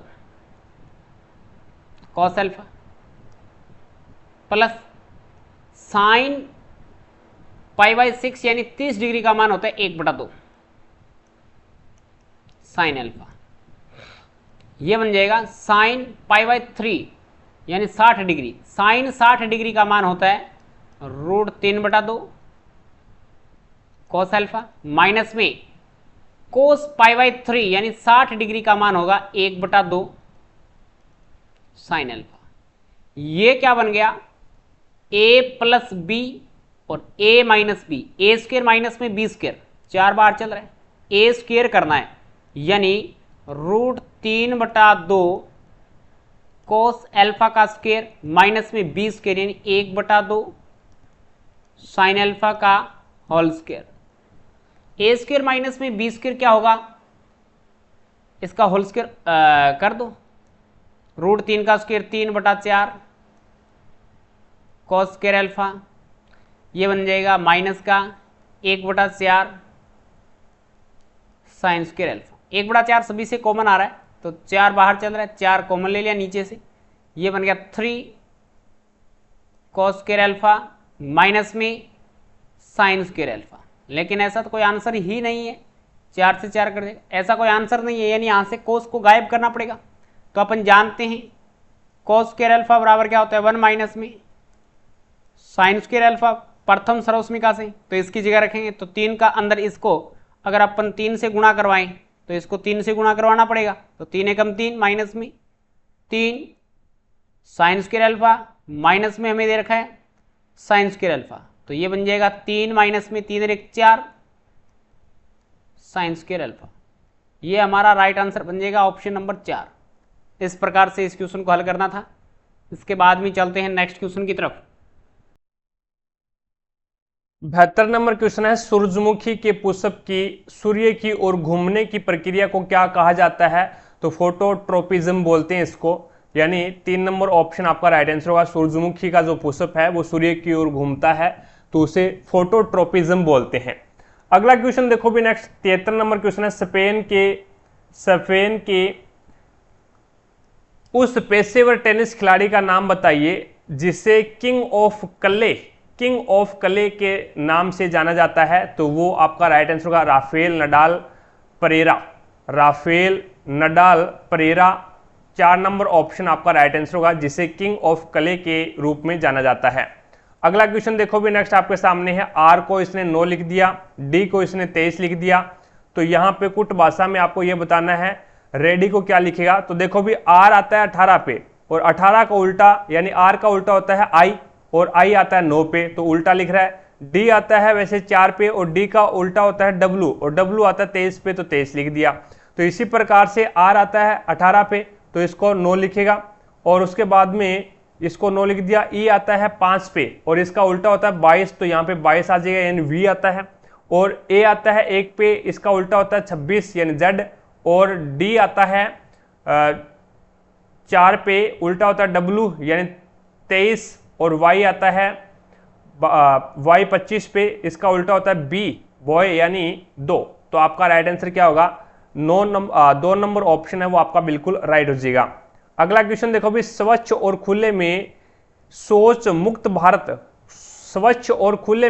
मुक्त भारत बनाने के लिए भारत सरकार द्वारा शुरू की गई योजना का नाम क्या है? तो वह है स्वच्छ भारत अभियान। 2 नंबर ऑप्शन आपका बिल्कुल राइट हो जाएगा। अगला क्वेश्चन देखो भी नेक्स्ट आपके सामने है, सब्जी गाजर और आलू। सब्जी के अंदर गाजर और आलू दोनों आ जाएंगे। बी नंबर ऑप्शन यानी बी नंबर जो डायग्राम है वो बिल्कुल सही हो जाएगा। 3 नंबर ऑप्शन आपका यहाँ पे राइट आंसर होगा। अगला क्वेश्चन देखो भी, विलाप गीत है, एक नाम है इसका, the life is gone out of the body का संबंध अवध के किस नवाब से है? तो वो है वाजिद अली शाह से है। भी वाजिद अली शाह से है। 2 नंबर ऑप्शन आपका राइट आंसर होगा, जो कि एक विलाप गीत है, और इस विलाप गीत का संबंध है वो अवध के राजा वाजिद अली शाह से है। अगला क्वेश्चन देखो भी नेक्स्ट, 8 लड़के हैं एक वर्गाकार मेज के इर्द गिर्द केंद्र की ओर मुख करके बैठे हैं। जरूरी नहीं है इसी क्रम में हो, प्रत्येक भुजा पर 2 लड़के बैठे हैं, प्रत्येक भुजा के ऊपर है वो 2 लड़के बैठे हैं इस प्रकार से, यानी 1 2 1 2 1 2 और 1 2, इस प्रकार से 2 लड़के बैठे हैं। अब यहाँ पे देखो भी डी ए के दाईं और दूसरे स्थान पर बैठा है, डी है वो ए के दाईं और दूसरे स्थान पर बैठा है, तो मैं ए को यहाँ पे बिठा दूं तो इसका दायां कौन सा होगा? तो इसका दायां ये होगा। तो पहला दूसरा यानी दाईं और दूसरे स्थान पे बैठा है, तो डी यहाँ पे आ जाएगा भी। उसके बाद में एच तथा डी सम्मुख यानी आमने सामने बैठे, तो एच आपका यहाँ पे आ जाएगा। एच या डी, एच या तो डी के बाईं और तीसरे स्थान पर है या फिर दाईं और तीसरे स्थान पर है। अब बाईं और तीसरा कर लो चाहे दाईं और तीसरा कर लो, बात एक ही है। दाईं और तीसरा करोगे यानी एच या तो बाईं और तीसरे स्थान पर है या फिर दाईं और तीसरे स्थान पर है। तो मैं इसको एक प्रकार से दाईं और तीसरे स्थान पर मान लेता हूं भी, ठीक है, कोई दिक्कत नहीं है। अब उसके बाद में इसने बोला है ए तथा बी समान भुजा पर बैठे हैं, ए और बी दोनों समान भुजा पर बैठे हैं, तो बी आपका यहां पे आ जाएगा। ई है वो एच तथा डी का पड़ोसी नहीं है, ई एच का पड़ोसी नहीं है, यानी यहां पे नहीं आ सकता और इस भुजा के अंदर भी नहीं आ सकता, तो ई आपका यहां पे आ जाए, कोई दिक्कत नहीं है। उसके बाद में इसने बोला है भी एफ है वो ई तथा एच का पड़ोसी नहीं है, एफ है ना वो ई और एच का पड़ोसी नहीं है।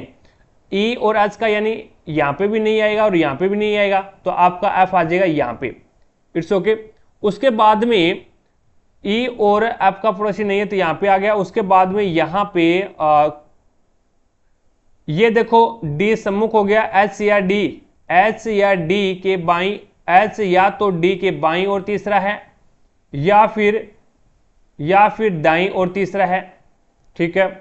अब उसके बाद में व्यक्ति आपके पास में बच गए 2 और शीट भी आपके पास में 2 है। व्यक्ति बचे कौन कौन से हैं? तो एक आपका बच गया ई तो आ गया, जी बच गया और एक आपके पास में सी बच गया, जी और सी बच गया। अब जी या सी यहाँ पे आ सकता है और जी आपका या सी यहाँ पे आ सकता है। अब इसने पूछा क्या है, तो ई के पड़ोसी कौन है? तो ई का पड़ोसी कौन है? अभी ई ये रहा, तो ई का पड़ोसी है वो आपका या तो जी होगा या फिर सी होगा। तो जी तथा सी कहने का मतलब 3 नंबर ऑप्शन आपका बिल्कुल राइट हो जाएगा। ठीक है। आगे देखो भी नेक्स्ट आपके सामने है 18 और 42 के एलसीएम और महत्तम समावर्त्य का गुणनफल कितना होता है? तो आपको पता है, पता क्या आपको, पहली संख्या इंटू दूसरी संख्या बराबर क्या होता है? तो एलसीएम इंटू एचसीएफ होता है भी, ये होता है। अब पहली संख्या इंटू दूसरी संख्या का गुणा करवा दो, वो एलसीएम इंटू एचसीएफ के बराबर ही होता है। तो पहली संख्या आपके पास में 18 है, दूसरी संख्या आपके पास में 42 है, तो गुणा करवा दो, 18 2 36 3, 18 चौके 72, 72 और 3 75 यानी 576 आ जाएगा, जो कि आपका 1 नंबर ऑप्शन बिल्कुल राइट हो जाएगा। अगला क्वेश्चन देखो भी नेक्स्ट आपके सामने है, निम्नलिखित में से कौन सा वॉइस असिस्टेंट नहीं है? तो कारवा है ना, कारवा ये वॉइस असिस्टेंट नहीं है, यानी 4 नंबर ऑप्शन आपका राइट आंसर होगा। एलेक्सा है, सीरी है और कोर्टाना है, ये क्या है? वॉइस असिस्टेंट है, यानी इसके अंदर एक प्रकार से क्लिक करके आप है वो बोल सकते हैं, क्लिक करके आप इसके अंदर बोल सकते हैं, यानी इसके अंदर वॉइस असिस्टेंट है भी। ठीक है। जैसे आप गूगल के अंदर बोलते हो ना हेलो गूगल, उसी प्रकार से एलेक्सा के अंदर आप बोल सकते हैं, सीरी के अंदर भी बोल सकते हैं और कोर्टाना के अंदर भी बोल सकते हैं, लेकिन कारवा के अंदर आप नहीं बोल सकते। ठीक है। इसके अंदर वॉइस असिस्टेंट नहीं है। अगला देखो भी नेक्स्ट आपके सामने है, विटिकल्चर के द्वारा निम्न में से किस भारतीय राज्य में सर्वाधिक उत्पादन होता है? तो महाराष्ट्र के अंदर होता है। विटिकल्चर के द्वारा है वो महाराष्ट्र के अंदर है वो सबसे ज्यादा उत्पादन होता है। अगला देखो भी नेक्स्ट, मनुष्यों में बोनेपन के लिए निम्न में से क्या उत्तरदायी है? तो पीयूष ग्रंथि, पीयूष ग्रंथि में वर्दी हार्मोन होता है भी, तो पीयूष ग्रंथि का अगर विकास नहीं होता है तो मनुष्य है वो क्या हो जाएगा? बोना रह जाएगा, क्योंकि पीयूष ग्रंथि है वो वर्दी हार्मोन को स्रावित नहीं करेगी और मनुष्य है वो बोना रह जाएगा।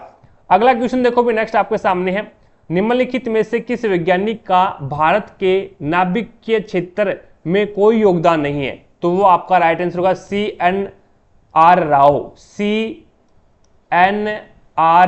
राव, CNR राव का योगदान है वो भारतीय नाभिकीय क्षेत्र में नहीं है। बाकी सभी का होमी जे भामा, जहांगीर भामा, शेखर बसु और राजा रामना, इन सभी का क्या है? नाभिकीय क्षेत्र में योगदान है, लेकिन CNR राव का योगदान नहीं है भी। ठीक है। अब यहाँ पे देखो भी इसके अंदर है वो थायरोक्सिन हार्मोन है ना, ये थायराइड ग्रंथि से निकलता है। वो थायराइड ग्रंथि है वो आपके गले के अंदर होती है भी, आपके क्या है? गले के अंदर होती है।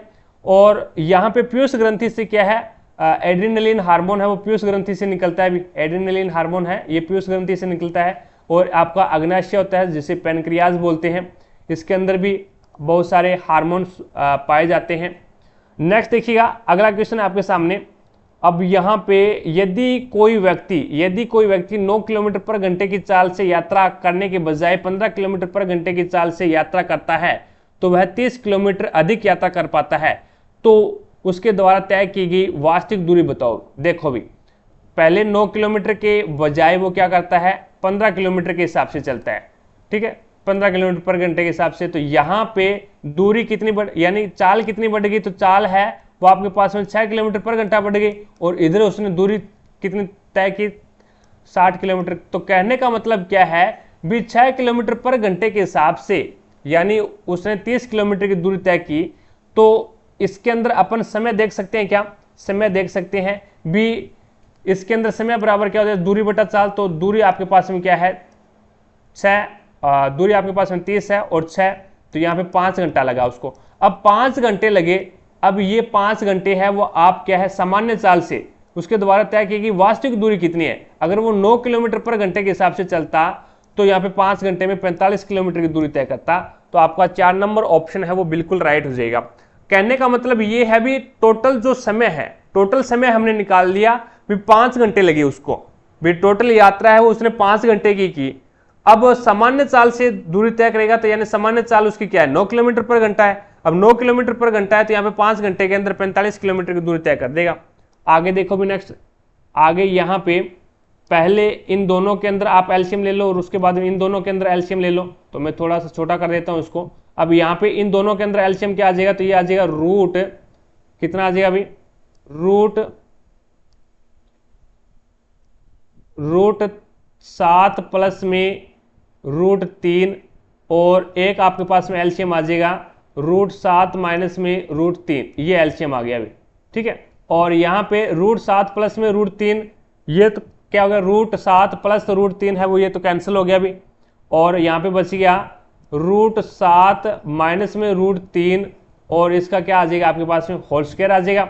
और प्लस में है रूट 7 माइनस रूट 3 से रूट 7 माइनस रूट 3 कैंसिल हो गया, तो ये आ जाएगा रूट 7 प्लस रूट 3 का होल स्क्वायर आ जाएगा। बीच में क्या है प्लस का निशान है और इधर इन दोनों के अंदर है वो रूट 3 माइनस में 1 और ये बच गया आपके पास में रूट 3 प्लस में 1, ठीक है। ये एलसीएम आ गया। तो यहां पे अगर इसको करेंगे तो रूट 3 माइनस 1 से रूट 3 माइनस 1 गया तो बच गया क्या रूट 3 प्लस में 1 और इसका होल स्क्वायर आ जाएगा और प्लस में यहाँ पे रूट 3 माइनस 1 का होल स्क्वायर आ जाएगा। It's okay. अब देखो भी यहाँ पे ये क्या है, एक बार प्लस और एक बार माइनस है, यानी a प्लस बी और a माइनस बी। इसको क्या लिखूंगा तो a प्लस बी और a माइनस बी क्या होता है, तो ये होता है a की स्क्वायर बराबर a की स्क्वायर माइनस में b की स्क्वायर होता है, यानी 7 की स्क्वायर और 3 की स्क्वायर। तो 7 की स्क्वायर 7 और 3 की स्क्वायर कितनी होती है 3, तो यहाँ पे 7 प्लस 3 और उसके बाद में यहाँ पे बच गया 7 प्लस 3 और 7 प्लस 3 क्या 7, यानी एक बार प्लस में और एक बार माइनस में है तो ये हो जाएगा 7 की स्क्वायर, 7 की स्क्वायर नहीं हुई, रूट 7 की स्क्वायर कितना हो जाएगा 7 और माइनस में रूट 3 का स्क्वायर कितना हो जाएगा 3 हो जाएगा। तो यहाँ पे 7 माइनस 3 बचेगा। अब ये ऊपर वाला है ये आपके पास में हो जाएगा a प्लस बी की होल स्क्वायर और एक हो जाएगा a माइनस बी की होल स्क्वायर। तो a माइनस बी की होल स्क्वायर वाला ओपन करेंगे तो ये हो जाएगा a की स्क्वायर प्लस में b की स्क्वायर माइनस 2ab।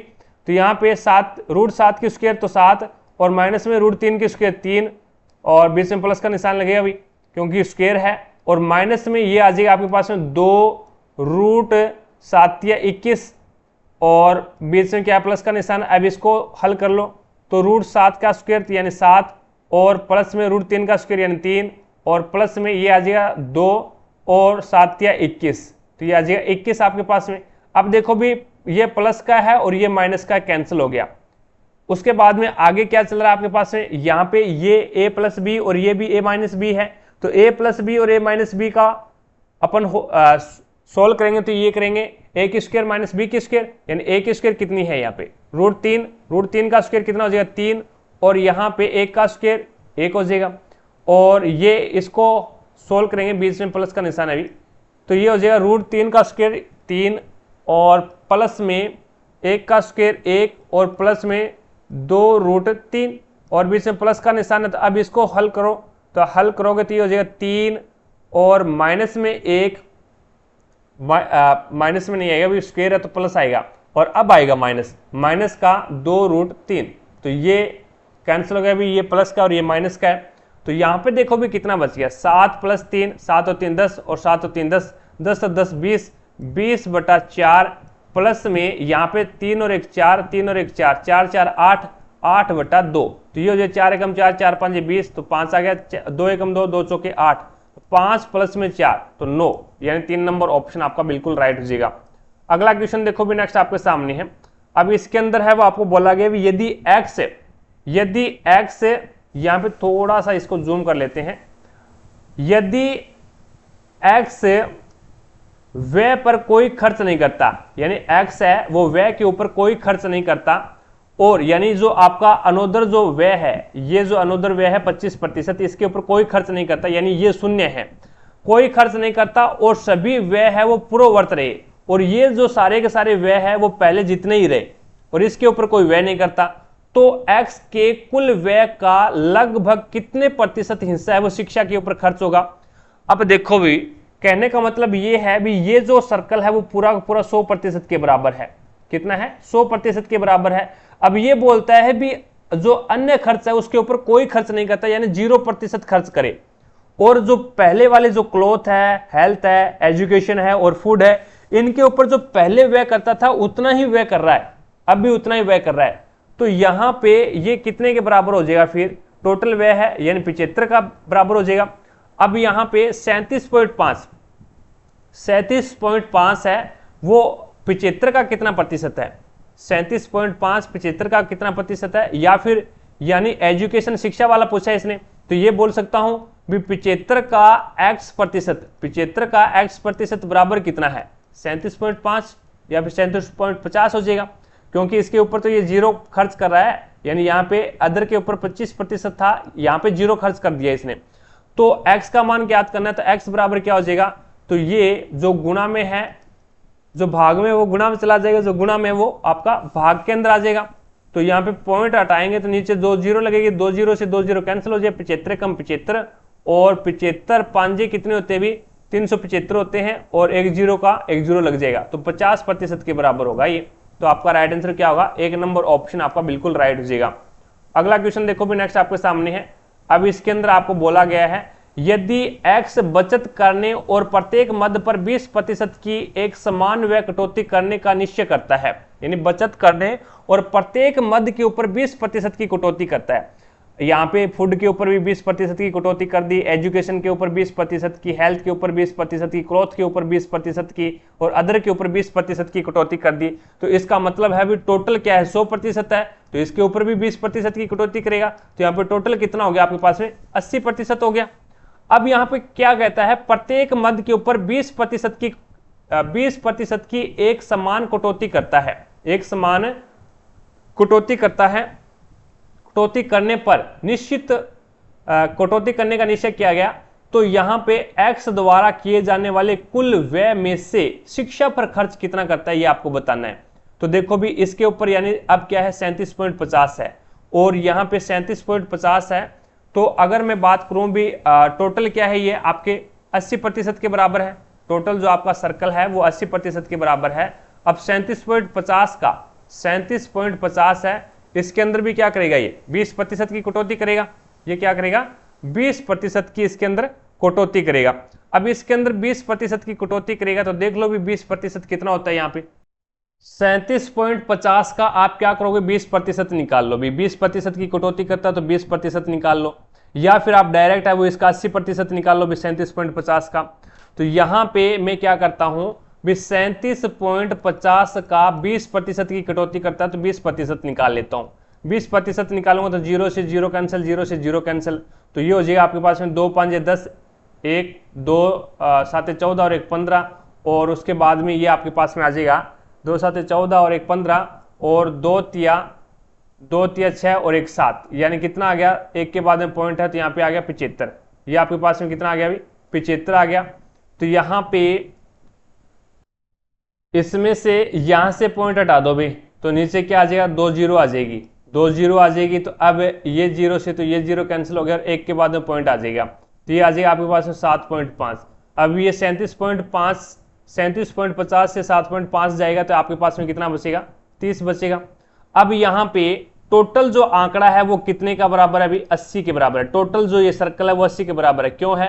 क्योंकि प्रत्येक मद से हमने क्या कर दिया? 20% कम कर दिया, तो टोटल में से भी 20 कम करेंगे, तो यहाँ पे 80 हो गया। अब देखो भी 80%, टोटल है वो 80% है। अब इस 80% का मैं क्या करता हूं? 30%, इस 80% का अगर 37.5 निकालूं, इस 80 का 37.5 निकालूं, देखो भी 30 आ रहा है क्या? क्योंकि यहां पे 7.5 कम हो गया, ये क्या हो गया? 7.5 कम हो गया। मैंने 20 निकाला, इसका भी शिक्षा में से भी शिक्षा में भी 20 कम करता है, तो 37.50 पहले था। अब इसमें से 20 कम कर दिया हमने तो 7.5 आ गया। तो कहने का मतलब है भी अब शिक्षा कितनी बची है, अब शिक्षा है वो 30 बची है। अब यहां पे 80 का 37.5 निकालें, 80 का 37.5 निकालें तो कितना आएगा वो देखना आपको। 37.50 निकालें तो यहाँ पे एक जीरो से एक जीरो कैंसिल कर दो और यहाँ से पॉइंट हटाएंगे तो नीचे क्या लग जाएगा, 2 जीरो लग जाएगी। तो एक जीरो से एक जीरो और कैंसिल कर दो। अब 8 5 40 होता है 4, और उसके बाद में 8 7 56, 56 और 4 कितने होते हैं भी, तो 56 और 4 है वो 60 होते हैं, तो 6 आ गया। और उसके बाद में 8 या 24 और 6 कितने होते हैं, तो 30 होता है। 2 के बाद में पॉइंट लगेगा तो इसका मतलब क्या आ रहा है, 30 आ रहा है। पहले भी 30 था और अब भी 30 हो रहा है, तो इसका मतलब क्या है, शिक्षा के ऊपर 0% का यहाँ पे प्रभाव पड़ा है, 0% का परिवर्तन हुआ है। तो आपका राइट आंसर क्या होगा, 2 नंबर ऑप्शन आपका बिल्कुल राइट हो जाएगा। क्योंकि 20% आपने क्या है एजुकेशन से घटाया, 20% हेल्थ से, तो टोटल में से भी 20% घटेगा, तो यहाँ पे 80% बचेगा। तो उसमें से अकॉर्डिंग अपन देखें तो पहले भी 30 था और अब भी क्या है 30 है, तो आपका राइट आंसर होगा 0%। आगे देखो भी नेक्स्ट आपके सामने है। अब इसके अंदर आपको बोला गया है भी शिक्षा पर होने वाला व्यय है वो पर होने वाले व्यय के बराबर है। तो शिक्षा के ऊपर व्यय है वो 37.50 के बराबर हो रहा है, भी 37.50 के बराबर हो रहा है। तो यहाँ पे अपन कपड़े और स्वास्थ्य का देखें तो कपड़ा तो है 12.50 और स्वास्थ्य है आपका 12.50, 12.50 तो ये तो 25% के बराबर हुआ, तो ये तो नहीं है। उसके बाद में भोजन और कपड़ा देखो भी, भोजन और कपड़ा देखोगे तो ये भी 25% के बराबर है, तो ये भी नहीं है। स्वास्थ्य और भोजन देखोगे तो ये भी 25% के बराबर है, तो ये भी आपका राइट आंसर नहीं होगा। आगे देखो भी नेक्स्ट, भोजन और अन्य आपको दे रखा है, भोजन है यहाँ पे 12.50 और अन्य यहाँ पे 25, तो आपके पास में टोटल कितना हो जाएगा 12.50 प्लस में 25, तो ये आ जाएगा 37.50 के बराबर। तो आपका राइट आंसर क्या होगा, भोजन और अन्य का जो व्यय है वो शिक्षा के व्यय के बराबर है। अगला देखो भी नेक्स्ट आपके सामने है 89 नंबर क्वेश्चन। अब इसके अंदर आपको बोला गया है कुल व्यय का अधिकतम व्यय, यानी कुल व्यय का अधिकतम व्यय किसके ऊपर किया जा रहा है। तो यहाँ पे एक तो आपका एजुकेशन के ऊपर किया जा रहा है जो कि ऑप्शन के अंदर ही नहीं है। दूसरा है भोजन और अन्य के ऊपर किया जा रहा है, जो कितना किया जा रहा है 37.5 किया जा रहा है। भोजन और अन्य दोनों को टोटल मिलाएंगे तो 37.5 के बराबर होगा, जो कि 2 नंबर ऑप्शन आपका बिल्कुल राइट हो जाएगा। अगला क्वेश्चन देखो भी नेक्स्ट आपके सामने है। अब इसके अंदर है वो आपको बताना है भी ऐसे कितने अंक है, ऐसे कितने अंक है जिनमें से प्रत्येक के तुरंत पहले और तुरंत बाद एक अक्षर आना चाहिए। तो यहाँ पे अक्षर और अंक और अक्षर, यानी पहले अक्षर बाद में भी अक्षर और बीच में अंक आना चाहिए। तो एक तो आपका ये ग्रुप हो गया, दूसरा जो ग्रुप है वो एक आपका ये हो गया, और तीसरा जो ग्रुप है वो एक आपका ये हो गया, और चौथा ग्रुप यहाँ पे और नहीं है। तो आपका राइट आंसर होगा 3 ही ग्रुप बनते हैं भी ऐसे। आगे देखो भी 91 नंबर क्वेश्चन है। नीचे दिए गए गतिविधियों में से आपको बताना है कौन सा असंगत है। तो यहाँ पे व्यायाम है वो असंगत हो जाएगा, धीरे धीरे दौड़ना और टहलना ये सारे के सारे है वो एक प्रकार से गति का कारण है। ये क्या है, गति कर रहा है शरीर, इसमें व्यायाम के अंदर है वो शरीर है वो गति नहीं करेगा। तो 2 नंबर ऑप्शन आपका राइट आंसर होगा। अगला देखो भी नेक्स्ट आपके सामने है वेलकम को क्या लिख रहा है, ये WELCOME। अब इसको लिख रहा है ये ZHOFRPH लिख रहा है। अब यहाँ पे देखो भी इसको क्या लिखेगा ये, तो कौन सा नियम लागू हो रहा है, +3 कर रहा है यहाँ पे 13 और 3 26 और सॉरी 23 और 3 26 और उसके बाद में +3 कर दिया, यानी प्रत्येक के अंदर +3 कर रहा है, +3 कर रहा है। तो यहाँ पे सभी के अंदर +3 करोगे तो D आता है 4 पे, 4 और 3 7, और ये नियम तो लागू नहीं हो रहा अभी +3 वाला। तो इसमें क्या कौन सा नियम लागू हो रहा है अभी, नियम तो ये लागू होगा, लेकिन बात ये है भी ये जो शब्द दे रखा है इस शब्द के अकॉर्डिंग दिए गए विकल्पों में से किसका कोटा ये किसका कोटा ये आपको बताना है। तो यहाँ पे +3 कर रहा था तो आपको क्या करना है -3 कर दो भी ये, तो ये हो जाएगा A, और U आता है 21 पे, 21 में से 3 जाएगा तो 18, R और S 19 पे आता है, 19 में से 3 जाएगा तो आपके पास में बचेगा 16, P और फिर P, 18 में से 3 जाएगा तो आपके पास में बचेगा 15, 15 पे आता है O, और D में से 4 जाएगा तो A बचेगा, और F में से D में से 3 जाएगा तो 1 बचेगा, और F में से 3 जाएगा तो C बचेगा, और K में से 3 जाएगा तो H आ जाएगा भाई, तो यहाँ पे इस शब्द को क्या लिखा है, इसने ये लिखा है, तो आपका राइट आंसर होगा 3 नंबर ऑप्शन। आगे देखो भी 93 नंबर क्वेश्चन आपके सामने है। अब इसके अंदर है वो आपको बोला गया है भी कक्षा 11 की मध्यावधि परीक्षा में 42% छात्र गणित में असफल हुए, 54% छात्र है वो भौतिक विज्ञान में और 48% छात्र है वो रसायन विज्ञान में असफल हुए। अब सभी तीनों विषयों में केवल 10% छात्र है वो असफल हुए, सभी तीनों विषयों में केवल है वो छात्र 10% असफल हुए। तो इस प्रकार से ये डायग्राम बनाएंगे अपन, तीनों विषयों में क्या है 10% छात्र असफल हुए। उसके बाद में भौतिक और रसायन विज्ञान के अंदर वो 20% छात्र असफल हो गए, तो 10% छात्र तो यहाँ पे असफल थे ही, और 10 ये आ जाएगा, ये आपका फिजिक्स, ये आगा आपका केमिस्ट्री और ये आपका मैथ आ गया। तो इसने बोला है भी भौतिक और रसायन विज्ञान के अंदर है वो 20% छात्र असफल हो गए दोनों विषयों में, तो पहले से तीनों विषयों के अंदर 10% तो पहले से है, तो 10% और आ गया। उसके बाद में रसायन विज्ञान और गणित के अंदर 15% हुए, तो रसायन विज्ञान और मैथ के अंदर 15% हुए, तो 10% तो पहले से हैं, 10% तो आपके पहले से हैं, तो 5% यहाँ पे आ जाएगा। उसके बाद में इसने बोला है भी भौतिक विज्ञान और गणित के अंदर वो 18% छात्र असफल हुए, तो इसका मतलब 10% तो पहले हैं और 8 यहाँ पे और आ गया। अब देखो भी इसने क्या बोला है, तो उन छात्रों का प्रतिशत कितना है जो केवल दोनों विषयों में असफल है, केवल 2 विषयों के अंदर असफल है। तो ऐसे छात्र कितने भी देख लो, तो ऐसे छात्र हैं वो आपके केवल 2 विषयों के अंदर असफल है, तो आपका 10 तो ये रहा और आपका 5 ये रहा और 8 ये रहा, दोनों विषयों के अंदर 10 और 8 और 5 13, तो दोनों को जोड़ोगे तो 23% आ जाएगा। तो केवल दोनों के अंदर वो 23% छात्र असफल हैं। आगे देखो भी नेक्स्ट आपके सामने है, स्टेटमेंट आपको दे रखा है और इस स्टेटमेंट के आधार पर आपको बताना है राम इज एन आर्टिस्ट। तो राम एक क्या है, आर्टिस्ट है, तो आर्टिस्ट के अंदर है वो आपका क्या आ जाएगा, राम आ जाएगा भी, ये लो। उसके बाद में आर्टिस्ट आर ब्यूटीफुल, तो आर्टिस्ट है वो सारे के सारे क्या है, ब्यूटीफुल के अंदर आ जाएंगे, तो आर्टिस्ट आर ब्यूटीफुल, तो आर्टिस्ट है वो क्या है, ब्यूटीफुल है, तो ब्यूटीफुल में आ जाएगा। अब इसके अंदर आपको बताना है all beautiful person are artist, यानी सारे के सारे जो ब्यूटीफुल है वो आर्टिस्ट है क्या, नहीं, सारे के सारे आर्टिस्ट नहीं हो सकते, क्योंकि ये जो बच गया बाकी जो बच गया वो आर्टिस्ट के अलावा भी तो हो सकता है भी, ठीक है। तो ऑल ब्यूटीफुल, सारे के सारे जो ब्यूटीफुल है वो पर्सन है वो आर्टिस्ट नहीं हो सकते, ठीक है, सारे के सारे आर्टिस्ट ब्यूटीफुल हो सकते हैं भी। उसके बाद राम इज ब्यूटीफुल, तो राम है वो ब्यूटीफुल वाले के अंदर आ रहा है भी, ब्यूटीफुल वाले डायग्राम के अंदर आ रहा है, तो बिल्कुल सही है। राम इज नॉट ब्यूटीफुल एक रॉन्ग है, ये रॉन्ग है क्योंकि राम ब्यूटीफुल वाले डायग्राम के अंदर आ रहा है, तो यहाँ पे 2 नंबर जो आपका निष्कर्ष है वो बिल्कुल सही है। अगला देखो भी beautiful person are not artist, क्यों भी, ब्यूटीफुल जो पर्सन है, जो सुंदर जो पर्सन है, सुंदर जो मनुष्य है वो आर्टिस्ट नहीं है, इसने ये बोला है, तो ये भी गलत है, आर्टिस्ट है भी, जो सुंदर मनुष्य है वो आर्टिस्ट है, तो यहाँ पे ओनली फॉर दूसरा जो निष्कर्ष है वो बिल्कुल सही है। अगला देखो भी नेक्स्ट आपके सामने है, आपूर्ति मांग से उसी प्रकार संबंधित है जिस प्रकार उत्पादन से उपभोक्ता, उत्पादन से क्या है, उपभोक्ता है। कहने का मतलब है भी आपूर्ति करने से मांग है वो बढ़ती है या फिर घटती है, या फिर मांग से आपूर्ति बढ़ती है, उसी प्रकार से उपभोग से क्या है, उत्पादन बढ़ेगा। उपभोग करोगे आप, जैसे आपने एक पेंसिल मंगाया या फिर एक पेंसिल एक प्रकार से आपने खरीद लिया, तो दूसरी पेंसिल आ जाएगी बाजार में, अब वो आपने दूसरी पेंसिल खरीदी तो तीसरी पेंसिल फिर आ जाएगी बाजार में।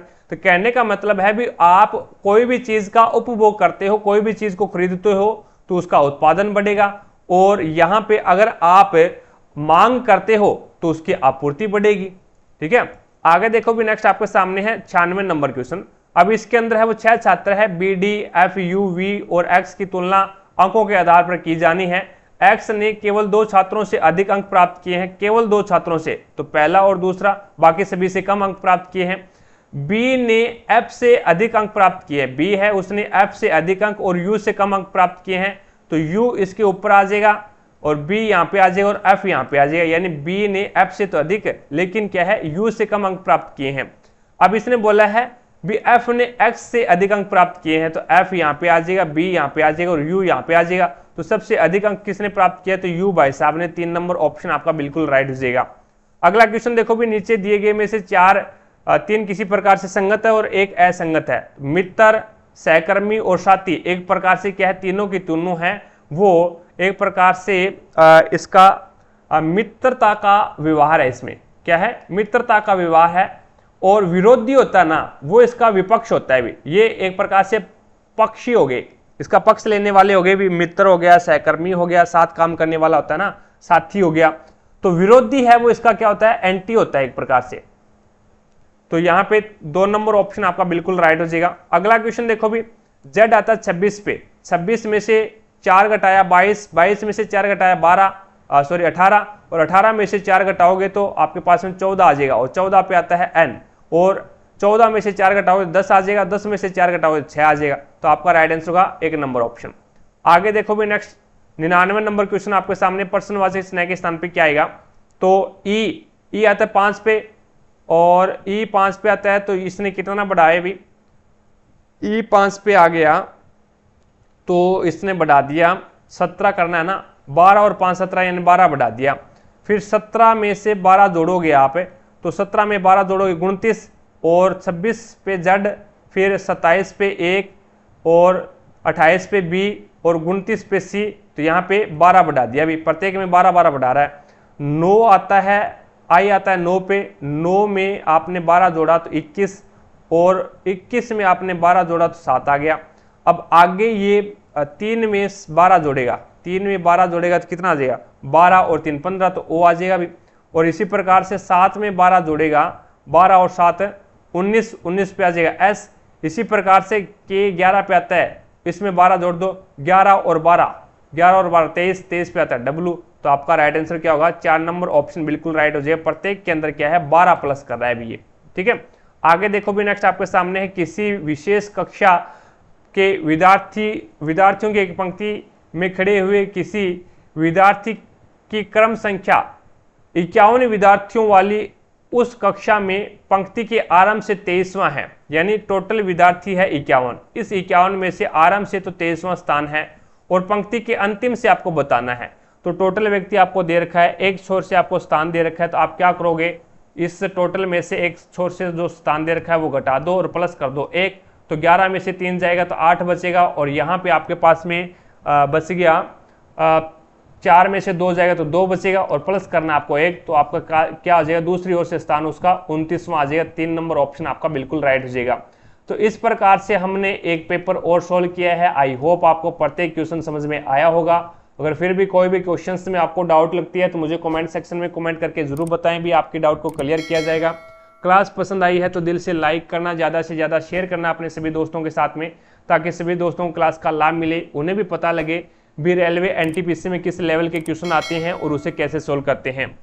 नेक्स्ट जो हमारी क्लास रहने वाली है वो 18 जनवरी 2021 को जो 10:30 बजे पेपर हुआ था, उस पेपर का अपन नेक्स्ट क्लास में सोल्यूशन करने वाले हैं।